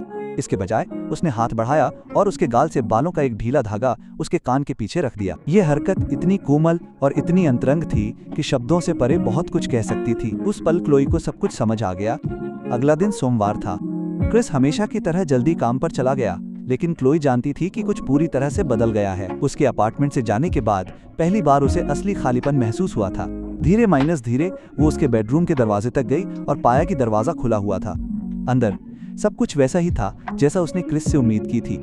न्यूनतम, संयमित, सब कुछ एकदम सही क्रम में, बिल्कुल खुद क्रिस की तरह। पिछली रात के उसके सोने के कपड़े बिस्तर पर पड़े थे, जिनमें अभी भी उसकी गर्माहट और खुशबू थी। क्लोई जैसे किसी जादू के प्रभाव में अंदर आई, उसे उठाया, गले से लगाया और अपना चेहरा उसमें छिपा लिया। गहरी सांस लेते हुए उसमें से क्रिस जैसी ही खुशबू आ रही थी। जैसे ही उसे इसका एहसास हुआ, उसका चेहरा जलने लगा। उसने जल्दी से कपड़े वापस वहीं रख दिए और एक चोर की तरह कमरे से भाग गई। लेकिन उसके सीने के अंदर उसका दिल अभी भी एक चौंके हुए हिरण की तरह इधर माइनस उधर भाग रहा था, शांत होने से इनकार कर रहा था। किसी के प्यार में पड़ने का एहसास कुछ ऐसा ही होता है, मीठा, घबराया हुआ और एक साथ पूरी तरह से खोया हुआ। क्लोई पूरी सुबह भावनाओं के झंझट में फंसी रही, किसी भी चीज पर ध्यान केंद्रित करने में असमर्थ। केवल वकील का फोन आया जिसने उसे वास्तविकता में वापस लाया। उसने खुद को संभाला और फोन उठाया। दूसरी तरफ से वकील की जानी माइनस पहचानी स्थिर आवाज आई, क्लोई, बैंक ने सेटलमेंट एग्रीमेंट की पुष्टि कर दी है। अब हमें आपके पिता की शुरुआती कंपनी की संपत्ति से संबंधित कुछ दस्तावेजों की जरूरत है, खासकर विदेशी हिस्से से। यह अगले दौर की बातचीत के लिए महत्वपूर्ण है। क्या आपको याद है कि वे सामग्रियां आमतौर पर कहाँ रखी जाती थीं? क्लोई ने अपनी याददाश्त खंगाली, फिर धीरे से जवाब दिया, मेरे पिता के पास एक बहुत ही छुपा हुआ तिजोरी था। ये कंपनी में नहीं है और ये घर पर भी नहीं है। ये हमारे परिवार के उपनगर में स्थित पुराने घर में है। वकील ने तुरंत जवाब दिया, ठीक है, समझ गया। मैं मुख्य सबूतों का पता लगाने के आधार पर अस्थायी पहुंच के लिए तुरंत अदालत में आवेदन करूंगा। आपको तैयार रहना चाहिए। चीजों की पहचान के लिए हमें आपकी व्यक्तिगत रूप से आवश्यकता हो सकती है। कॉल समाप्त होने के बाद क्लोई का दिल बैठ गया। वापस जाओ। उसे उस जगह पर वापस जाना होगा जहां उसके बचपन की सभी बेहतरीन यादें थीं, और अब वो जगह हर तरह से खंडहर बन चुकी थी। क्लोई को डर की लहर महसूस हुई, लेकिन फिर भी उसने क्रिस को इसके बारे में बताया। लाइन पर एक विराम था। फिर क्रिस ने केवल एक बात कही, मैं विदा लेता हूँ और तुम्हारे साथ चलता हूँ। क्लोई ने हिचकिचाते हुए धीरे से उत्तर दिया, आपको ऐसा करने की आवश्यकता नहीं है, आप पहले से ही बहुत व्यस्त हैं। लेकिन क्रिस ने पीछे हटने का कोई मौका नहीं छोड़ा। उसने बस दोहराया, दृढ़ और स्थिर, मैं तुम्हारे साथ जा रहा हूँ। 2 दिन बाद वे वकील के साथ उस परिचित लोहे के गेट के सामने खड़े थे। आधिकारिक मोहर पहले ही टूट चुकी थी और 2 अदालती अधिकारी भावहीन चेहरों के साथ पास खड़े थे, इस प्रक्रिया की देखरेख कर रहे थे। क्लो ने उस परिचित नक्काशीदार गेट को देखा, फिर आंगन में उगे फूलों और पौधों को देखा जो इतने महीनों से देखभाल न किए जाने के कारण अब उगाए थे और उपेक्षित थे, और उसकी आंखें लगभग तुरंत लाल हो गईं। उसे याद आया कि आंगन में झूला उसके पिता ने उसके 5वें जन्मदिन पर अपने हाथों से बनाया था। लॉन का वो टुकड़ा जहां उसका 18वां जन्मदिन मनाया गया था। इस जगह की हर घास और हर शाखा में उसकी यादें और उसके परिवार की कभी हुई शान थी। लेकिन अब सब कुछ बदल गया था। उसके पैर शीशे की तरह भारी लग रहे थे और वो मुश्किल से एक कदम चल पा रही थी। तभी एक गर्म हाथ उसके चारों ओर आ गया। वो क्रिस था। उसने कुछ नहीं कहा, उसने बस अपनी पकड़ थोड़ी मजबूत की, और बस ऐसे ही वो उसे कदम दर कदम उस जगह पर ले गया जो दर्दनाक रूप से जानी, माइनस पहचानी और डरावनी रूप से अजीब थी। अंदर धूल की एक पतली परत हर जगह ढकी हुई थी। फर्नीचर का हर टुकड़ा सफेद कपड़े में लिपटा हुआ था, जिससे वे खामोश भूतों जैसे लग रहे थे। मंद रोशनी में हवा में बासी दमघोंटू गंध थी। याददाश्त के सहारे क्लोई उन्हें दूसरी मंजिल तक ले गई। आखिरकार वो अपने पिता के अध्ययन कक्ष के सबसे भीतरी कमरे के सामने रुकी। यह कभी एक निजी संग्रह कक्ष था। दीवारें जो कभी प्रसिद्ध चित्रों से सजी हुई थी, अब केवल हल्के आयताकार निशान थे जहां फ्रेम लटके हुए थे। क्लोई दीवार के एक हिस्से पर गई और ठीक उसी क्रम का पालन करते हुए जैसा उसे याद था, किताबों के रूप में प्रच्छन्न कई तंत्रों के माध्यम से कोड दर्ज किया। दीवार धीरे एक तरफ खिसक गई, जिससे एक विशाल अंतर्निहित तिजोरी दिखाई दी। वकील और अदालत के अधिकारी दोनों स्पष्ट रूप से आश्चर्यचकित थे। क्लोई ने संयोजन डायल घुमाया, फिर उसने धीरे से भारी दरवाजा खोला। अंदर कोई सोने की छड़ें या गहने नहीं थे, जैसा कि उसने आधी उम्मीद की थी। केवल करीने से व्यवस्थित दस्तावेजों की पंक्तियां और कई मखमली बक्से थे। क्लोई ने एक बॉक्स खोला। अंदर नीलम का हार था, जो उसकी मां को उसके जीते जी सबसे ज्यादा पसंद था। एक और डिब्बे में एक घड़ी थी जो क्लो ने अपने पिता को सबसे पहले तोहफे में दी थी। तभी उसे सही मायनों में समझ आया कि उनके लिए सबसे कीमती चीजें कभी भी वो अनमोल चीजें नहीं थी, बल्कि वो चीजें थीं जो उसके परिवार की भावनाओं को समेटे हुए थीं। क्लो के आंसू फिर से बहने लगे। एक के बाद एक बूंदें मखमली डिब्बे पर गिरने लगीं। क्रिस उसके पास आया और फिर पीछे से उसे अपनी बाहों में भर लिया। उसने एक शब्द भी नहीं कहा। उसने सिर्फ अपनी ठुड्डी उसके सिर पर रखी और अपने शरीर की गर्माहट का इस्तेमाल करते हुए उसे शांत किया। उस पल दर्दनाक यादों से भरे उस ठंडे कमरे में क्लो को एक ऐसी सुरक्षा का एहसास हुआ जो उसने पहले कभी नहीं महसूस की थी। फिर वकील, जो चुपचाप पास में इंतजार कर रहा था, आखिरकार बोला। कमरे की खामोशी में उसकी आवाज स्थिर और स्पष्ट थी। क्लो, ये एक बड़ी खोज है। इससे हमें बैंक से बातचीत करने में और ज्यादा मदद मिलेगी। इससे ये साबित होता है कि आपके पिता ने संपत्ति का हस्तांतरण दुर्भावना से नहीं किया। इससे पता चलता है कि कंपनी के बंद होने से पहले ही उन्होंने पारिवारिक संपत्ति को कानूनी रूप से अलग कर दिया था। कानूनी रूप से इससे हमें मजबूती से लड़ने का मौका मिलता है। इसमें कोई शक नहीं कि सुरंग के अंत में ये रोशनी की पहली किरण थी। वे अभी भी सब कुछ सुलझाने से बहुत दूर थे, लेकिन कम से कम अब उन्हें आखिरकार उम्मीद दिख रही थी। जब वे पुराने घर से निकले तो क्लोई ने एक आखिरी बार इमारत को देखा जो डूबते सूरज के नीचे अकेली और थकी हुई थी, और उसके अंदर का दुख थोड़ा कम हुआ। उस पल उसने महसूस किया कि अतीत को अलविदा कहने का सबसे अच्छा तरीका उसे भूलना नहीं था, बल्कि जो सबसे ज्यादा मायने रखता था उसे पीछे छोड़कर आगे बढ़ना था। और अब उसके बगल में आखिरकार कोई था जो उसके साथ आगे बढ़ सकता था। वापस जाते समय क्लोई चुपचाप क्रिस के कंधे पर झुक गई और एक शब्द भी नहीं बोली। क्रिस ने भी कुछ नहीं बोला। उसने कार में केवल उसकी पसंदीदा धुन कैसल इन द स्काई पर संगीत बदल दिया। मधुर धुन किसी कोमल हाथ की तरह थी जो उसके दिल की हर तह को सहला रही थी। ऐसा लग रहा था कि उस दिन से जिंदगी ने चुपचाप फास्ट माइनस फॉरवर्ड का बटन दबा दिया। नए सबूतों के साथ लीगल टीम ने बैंक के साथ फिर से बातचीत शुरू की और क्लोई के लिए उसके नए करियर ने आखिरकार अपना पहला वास्तविक अवसर प्राप्त किया। एक हफ्ते बाद उसे एक अपरिचित नंबर से कॉल आया। कॉल करने वाले ने खुद को एक बुटीक होटल के मैनेजर के रूप में पेश किया। उसने कहा कि उसने स्थानिक सौंदर्य शास्त्र के बारे में उसके द्वारा ऑनलाइन पोस्ट किए गए लेख और डिजाइन स्केच देखे हैं और वो उसके विचारों की बहुत प्रशंसा करता है और उसे होटल में खुलने वाले नए वीआईपी लाउंज के लिए इंटीरियर स्टाइलिंग प्रस्ताव बनाने के लिए आमंत्रित करना चाहता है। जैसे ही उसने फोन रखा, क्लोई इतनी उत्साहित हो गई कि वो मौके पर ही उछल पड़ी। ये उसका पहला वास्तविक ग्राहक था। वो सीधे अध्ययन कक्ष में भागी और क्रिस को गले लगा लिया जो दस्तावेज पढ़ रहा था। उसकी आवाज उत्साह से भरी हुई थी। वो खुद को रोक नहीं पाई।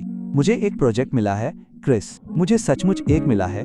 क्रिस उसके गले लगने से थोड़ा असंतुलित हो गया, लेकिन वो तुरंत संभल गया और उसके चेहरे पर एक सच्ची मुस्कान फैल गई। उसने उसे कंधों से पकड़ लिया और उसकी लालिमा और प्रशंसा और गर्व से भरी आंखों को देखा। फिर उसने उसे कसकर गले लगाया और खुले तौर पर और निश्चितता के साथ कहा, मुझे पता था कि तुम ये कर सकती हो। उस पल में क्रिस की स्वीकृति क्लो के लिए किसी भी व्यावसायिक सफलता से कहीं अधिक मायने रखती थी। उसके बाद से उसने अपने पूरे जुनून को इस प्रोजेक्ट में झोंक दिया। उसने कई रातें जागकर ढेर सारी रिसर्च की और दर्जनों डिजाइन ड्राफ्ट तैयार किए। क्रिस ने कभी भी उसके किसी भी फैसले में दखल नहीं दिया, लेकिन जब भी वो देर तक जागती तो वो चुपचाप उसके लिए एक कप गर्म दूध ले आता और जब भी वो परेशान या निराश हो जाती तो वो उसे टहलने के लिए बाहर ले जाता और काम की मजेदार कहानियां सुनाता ताकि उसका ध्यान कुछ देर के लिए दबाव से हट जाए। आधे महीने बाद क्लो एक मोटा प्रस्ताव लेकर होटल मैनेजर से मिलने गई जो लगभग परफेक्ट था। मैनेजर उसके डिजाइन से बेहद संतुष्ट था और उसने कॉन्ट्रैक्ट पर तुरंत साइन कर दिया।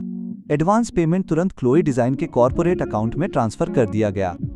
जब क्लोई को बैंक से मैसेज मिला और उसने अकाउंट में अपनी पहली रियल इनकम देखी तो उसकी आंखें भर आईं। इससे साबित हो गया कि क्लोई कोई बोझ नहीं है जो किसी और के सहारे जिंदा रह सकती है। वो अपने हाथों और अपनी प्रतिभा से फिर से खड़ी हो सकती है। फोन हाथ में ली क्लोई अपार्टमेंट से बाहर भागी और क्रिस के ऑफिस बिल्डिंग के बेस तक पहुंची। उसने उसे आवाज दी। उसकी आवाज इतनी तेज थी कि मना करना नामुमकिन था। तुरंत नीचे आओ। कुछ मिनट बाद क्रिस बिल्डिंग से बाहर निकल गया। उसने चिंता से उसकी तरफ देखा। क्या हुआ? कुछ गड़बड़ है क्या?